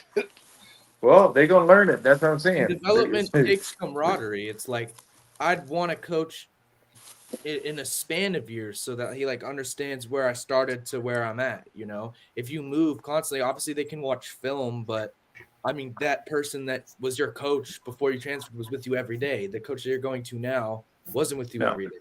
Yeah, and they leave right before they hit their they stride. ruined college football. It's like, to me, I don't. Basketball too. Right Yeah, before they they hit their ruined stride. college football for me. And now you can stay in college, what, 6 years, 7 years, as long as you Well, goddamn want. Like, what the now hell? Ever since now COVID, that's phased that out. red shirt, man, that's them guys be 26 when they come out of Now college. that's what I'm saying. They were I some didn't best realize 30-year-olds. I seen it was a 31-year-old kicker. Yeah, that'll be phased out though because guys are 26 years old coming out of college. Are you kidding me? Yeah, that's crazy. right.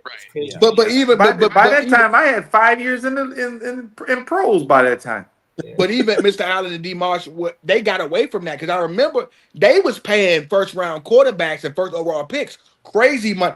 Remember Sam Bradford was the last one to get that money. They was like, "Yo, we gotta start doing this because this is hurting us. Like we paying these guys all this money and they come out and they struggle the first couple of years and now we basically in a bind because we didn't trust them with all this money and they ain't that good. Guys like David Carr and them, like they was getting ate up for a couple of years where it was like, yo, we can't keep paying these quarterbacks. yeah, this because you big have to money. be able to. You have to be able to recognize it. That's as good as that guy gonna get. Come on, just like Matt Leinart. That's as good as he was gonna get in college. He wasn't gonna get any better.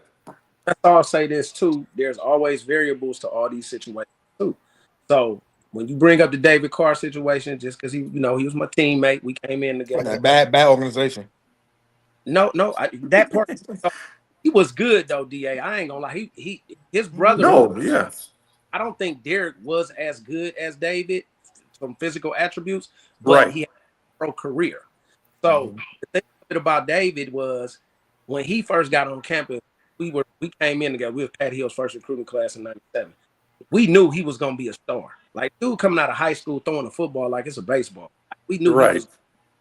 But I'm not taking up for guys because sometimes just because you great in high school don't translate to college and college don't translate to pros. But that dude was legit. He went to a situation where you got an expansion team.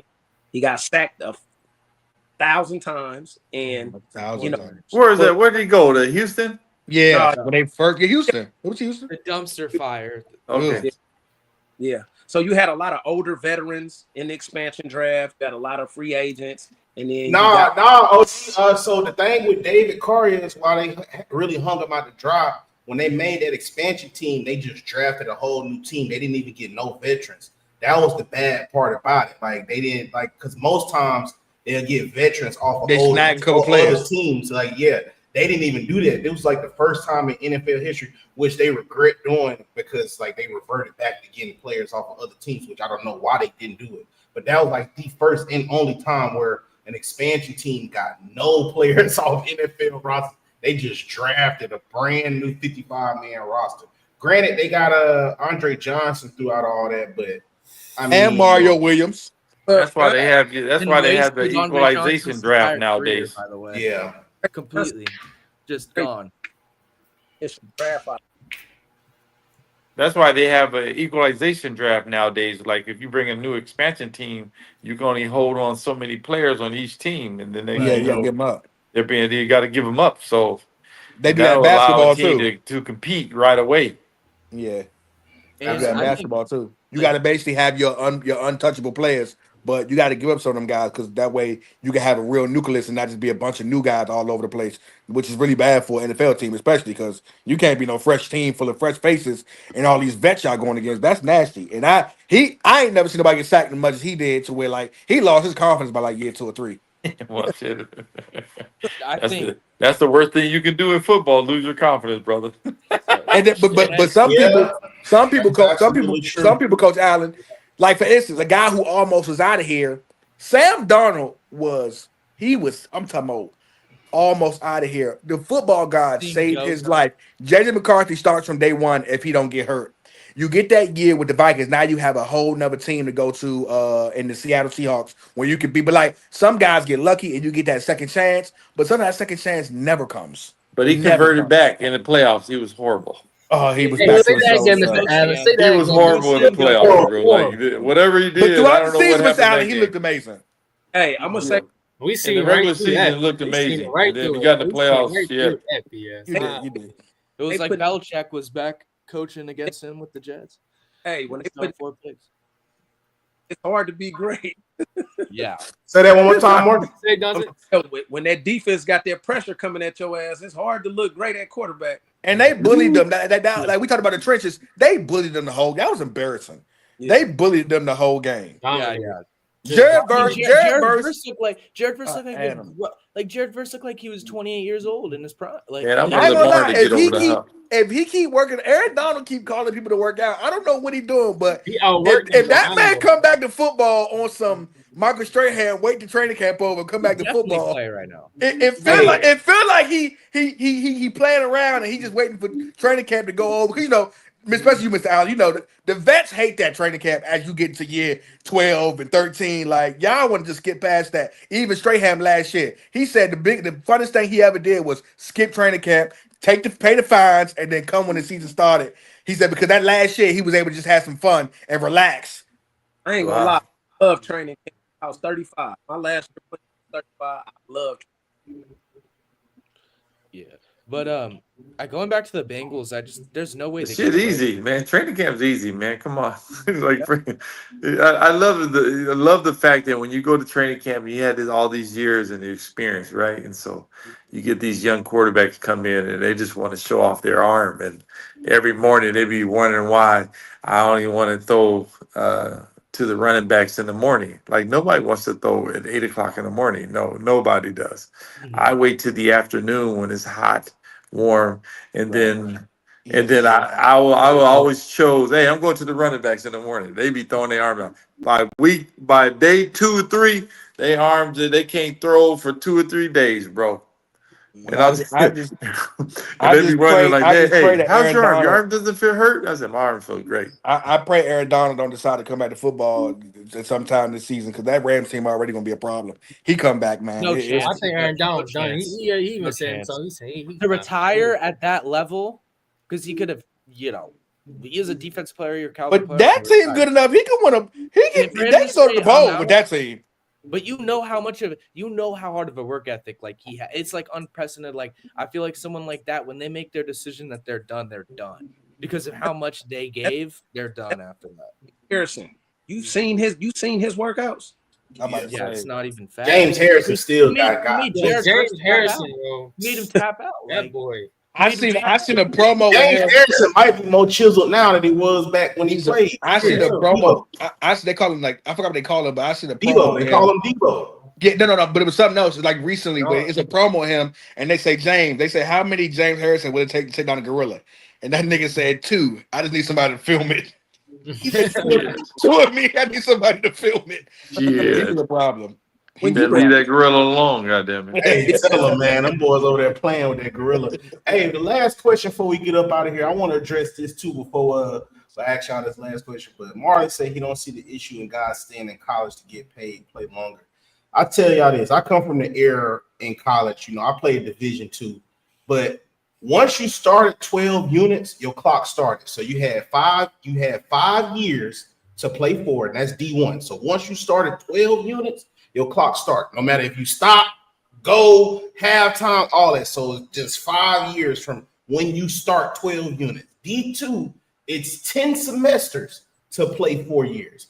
Don't matter when you choose to play them, but 10 semesters, that's all you got. Now what it is these dudes getting 9 and 10 extra years out of nowhere. And I'm thinking about late blooming athletes like me. Shit, bro, I would have gave my left leg for 6 and 7 years in college. I didn't get good until my junior year. Do you know what I could do with 2 more years once I figured out how to fucking play football the correct way? Man, I would have loved for 2-3 more years to figure out how to improve upon what I just learned. You know what I'm saying? But yeah, hell, I wish I had NLI back when I was in college, goddamn it, because I played 2 sports at Cal State Fullerton. Man, I don't know about y'all, D-Mark, but you remember when you get that little per diem when you go on them travel games, man, you try to eat cheap so you can have that little money left over, man. Like, come on, man. I would have went crazy, boy. Hey, D-Mark. Hey, D-Mark. Yeah. And when I was in school, bro, this is the honest truth. At Fullerton. And I played Baseball, we are ranked in the top 5 in the country. We won the College World Series in '84, my senior year.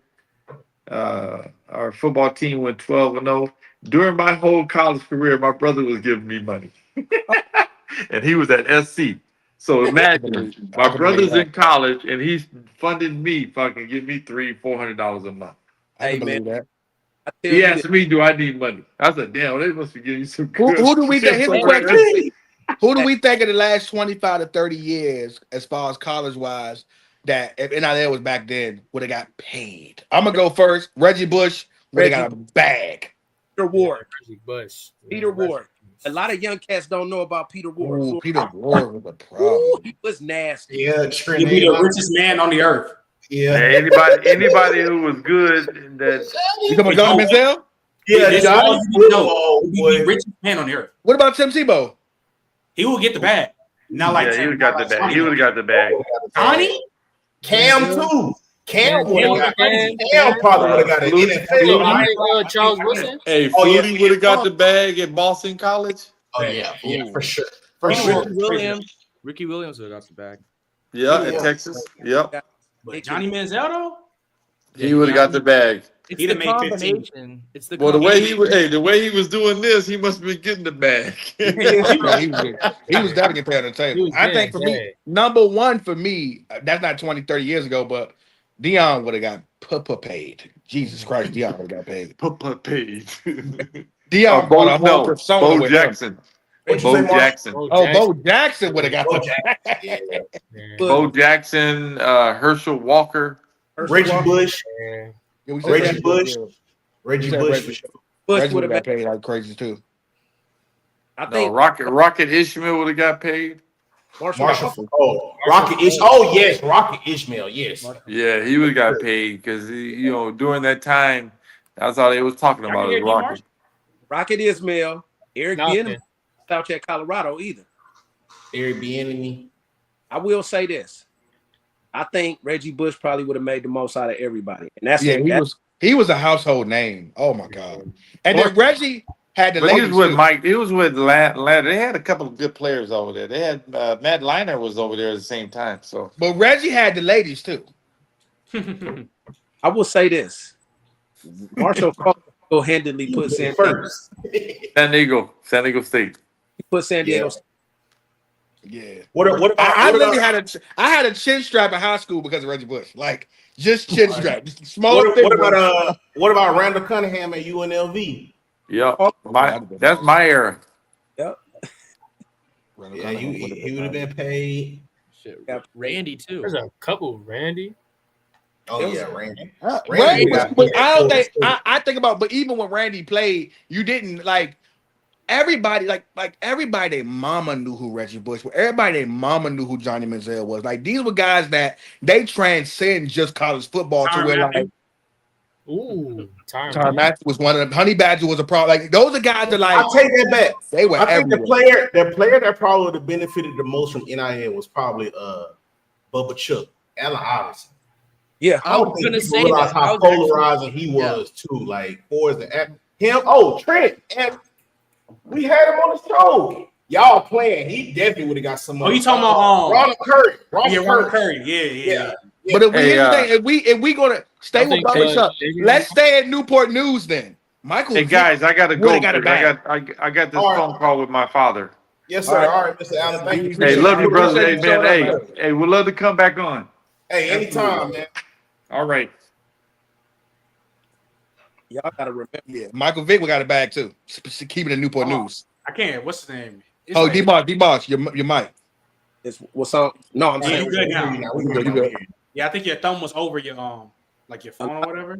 Yeah. Huh? We good now. You good now? You good? A lot of people don't understand. Virginia got dudes like the guy, you talking about Bruce Smith. You talking about both Vic, Marcus and Mike. You talking about Plaxico. You talking about Iverson.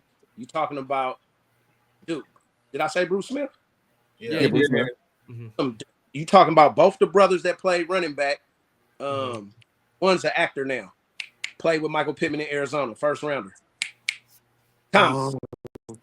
Jones, the Jones brothers. Tom, that's my big bro. Thomas Jones is a 10,000 yard back and an established actor Thomas now. and That's my Julius. dog. Julius Jones.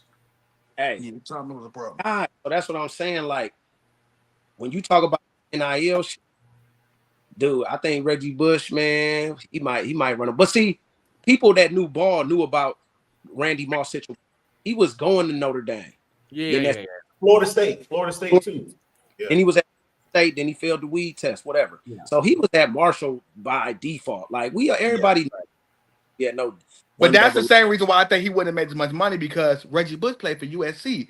It wouldn't have been even if you keep it the same and Randy Moss still played for Marshall, and then with his situation, I think he don't make as much money one way he at in the situation. Reggie Bush was the golden boy. Like, you play at USC, you was flashy, like everything would have been, the gates would have been flooded for him. Like if Randy Moss stays at Florida State and Notre Dame, it's a conversation. Yeah. So that's but nowadays you get paid off when you go. Like if Travis Hunter plays for Alabama, his bag is crazy. If he would have entered the portal, he got 10 mil. Oh my God. He would have played for Alabama, he would have had to strictly play more defense. He wasn't. I just, my whole thing is I think he's a generational, right? But he's not. He's going to eventually just play a strictly corner in the league, because there are guys who I think were better than him that was doing that. They didn't do it full time. If he know better, he better. Who? Receiver you talking about? He's talking about two-way in college? Talking about better player, period. Like a better two-way player than Travis Hunter in college. Here's what I'm gonna tell you why. I want you, we gonna do these shirts though. I'm taking Charles Woodson. I'm gonna tell you why. You can do all of that. Here's I'm gonna tell you why. I think, let me do this again. It's not hate. I love Travis Hunter's phenomenal. I think he could be a Hall of Fame corner. This is what I'm telling you, bro. C. Wood ran away with that Heisman Trophy win that year. It wasn't close. Like maybe the running back from Boise State this year, maybe. Travis Hunter was not. Listen, Travis Hunter was not the best top DB in college football this year. No, it was Will.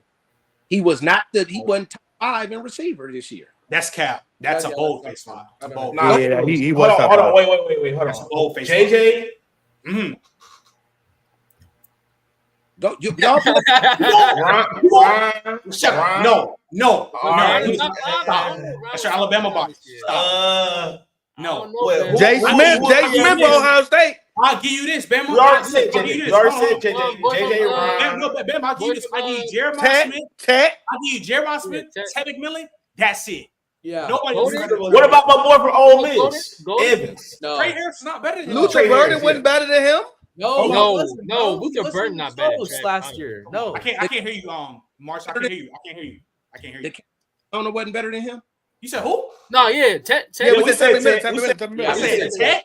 Jeremiah Smith. That's it. How about Golden? We like Golden? No. Oh, He was not better than Travis Hunter this year. Hell no. And nigga, that was Matthew Gordon, my former teammate. It's my dog. He was not better than Travis Hunter this year. But I'm saying that why I love to look at these numbers. He wasn't top 5 in stats at either position. That's not true. He was top 5 in every top 5 in category TDs. receiver.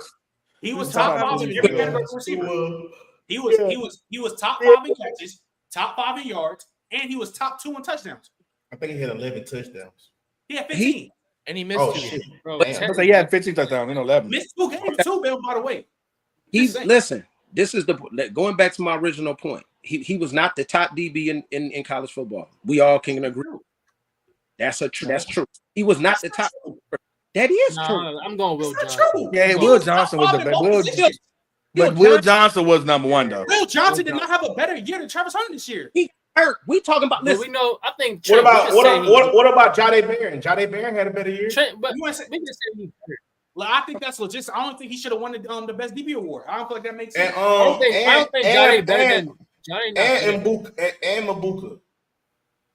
No, he was. And Booker wasn't better than Travis. Booker wasn't better than Travis. Travis this year was a. No, I'm talking about the DB from I know from Texas. Yeah, no. Oh, Travis was a top 5 wide receiver and DB this year. That's why he won the Heisman.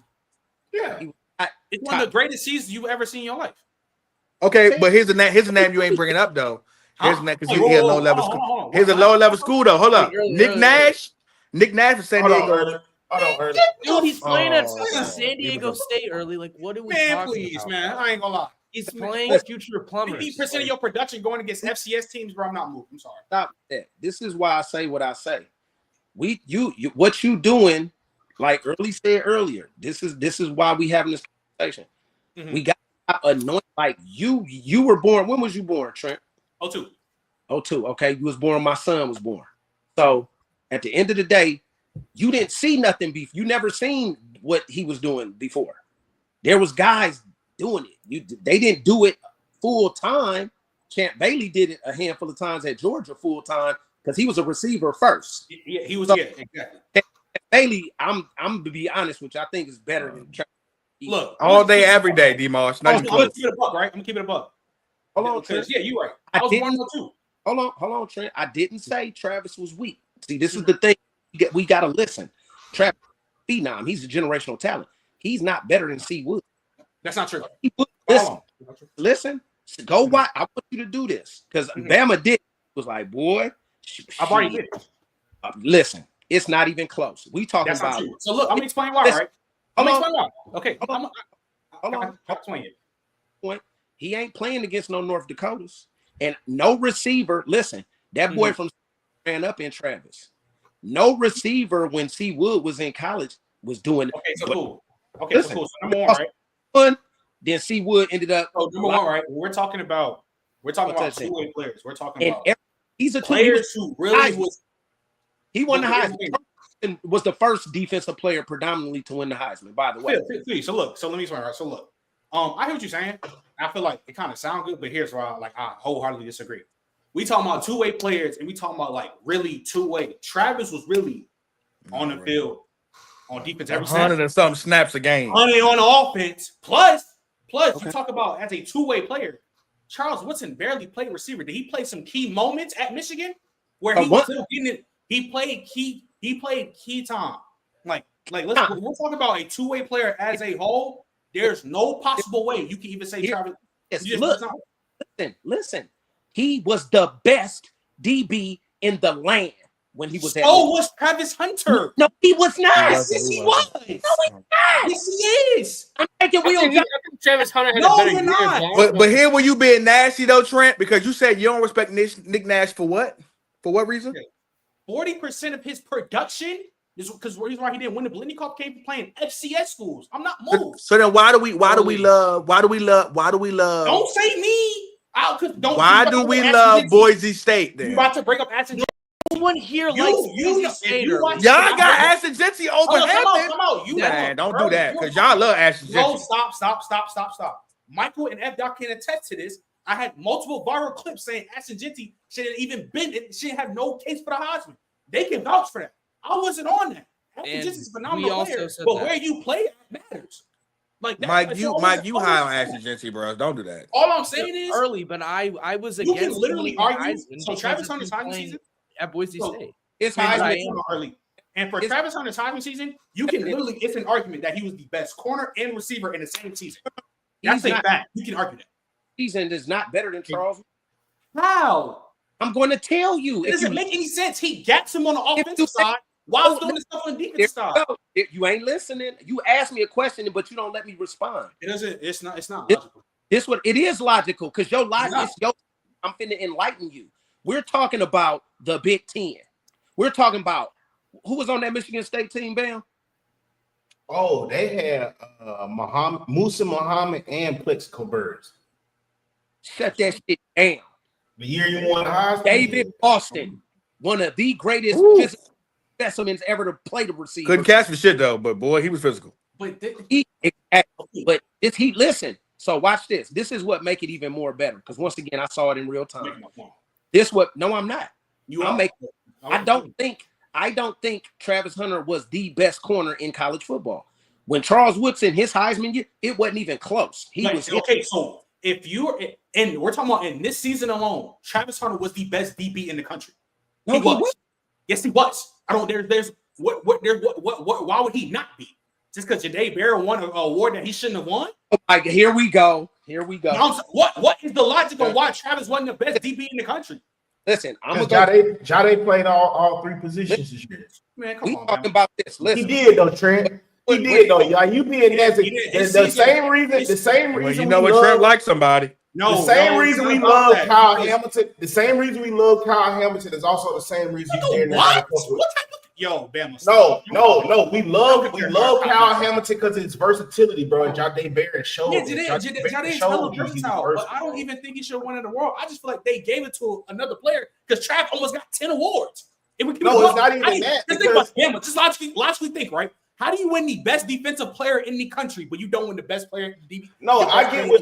I get what you're saying right there, but that award low key could have went to Malachi Starks and what happened when they put Malachi Starks in the slot. If you want to say Travis was the best corner in the country, I disagree. But that's fine. But here's what I think this is the disconnect of why I think Travis' season was better than Charles. You can say Charles is better as a DB, but the way bigger gap is on the offensive side of the ball. Travis Hunter he gaps Charles Woodson as a wide receiver. He don't gap him. Why? Charles don't listen. Let's do I only need 4 opportunities on offense to break a game open, and you need 40. Who's better? Why are you acting like this nigga's Tyreek Hill on offense? He's not. Well, him playing with the Big Ten, it matter. It do matter. We're not gonna prove the Big Ten versus Colorado different though. There's the only reason why y'all keep talking about Charles as a DB. I agree. Charles Wilson's a better DB than Trav. We're talking about both sides. We're talking about two-way, both sides. Travis Hunter is the best two-way player in college football history. Listen. This is what I'm saying, and you're not trying to understand me. I hear what you're saying. You're talking about he played all these snaps. Wow. Okay. Woo. All right, cool. What I'm saying is everybody in the stadium knew number 2 was getting the ball when he came in on offense, right? He didn't need hella attempts. He got the shit. Out. Listen. Bam. What's your saying? Stop comparing moments to monuments. That's what you're doing, literally. You're comparing moments. Listen. Would you not? Charles didn't even have 300 receiving yards. You're comparing moments. I'm being loud to answer the question. So what's the biggest game in that Colorado played last year? The biggest probably K-State. Probably versus BYU. Okay. No, it was K-State. So put that on the same level as an Ohio State Michigan game. No, you gonna put that? No. I'm asking a question because also the man sealed the deal in the Rose Bowl to win the national championship too in his Heisman year. For sure. I can obviously Charles on a better team. I will say that. But again, you're talking about Charles as a DB. We're talking about both. I'm not talking about everything. His Heisman Trophy year. There's no way you can talk about everything and then not say Travis' season is better. When again, on the defensive side of the ball, Travis was still elite. And he gaps him on the offensive side of the ball. Dude, you're talking about you throw a guy Charles Woodson didn't even have 250 receiving yards. That's not possible. He didn't need it. That's what I can say 2 things, D-Marsh. I can say that the Big Ten, him playing in the Big Ten, mean the competition was better, but I can also say that Travis did more for his team offensively and was more important to his team and was a better receiver throughout the season than him. So Coach March, I have a question to ask you. So this is going to be a gauge to me about this conversation. So I'm just asked specifically after the catch as a receiver, who do you think was better in college, Charles Woodson or Travis Hunter?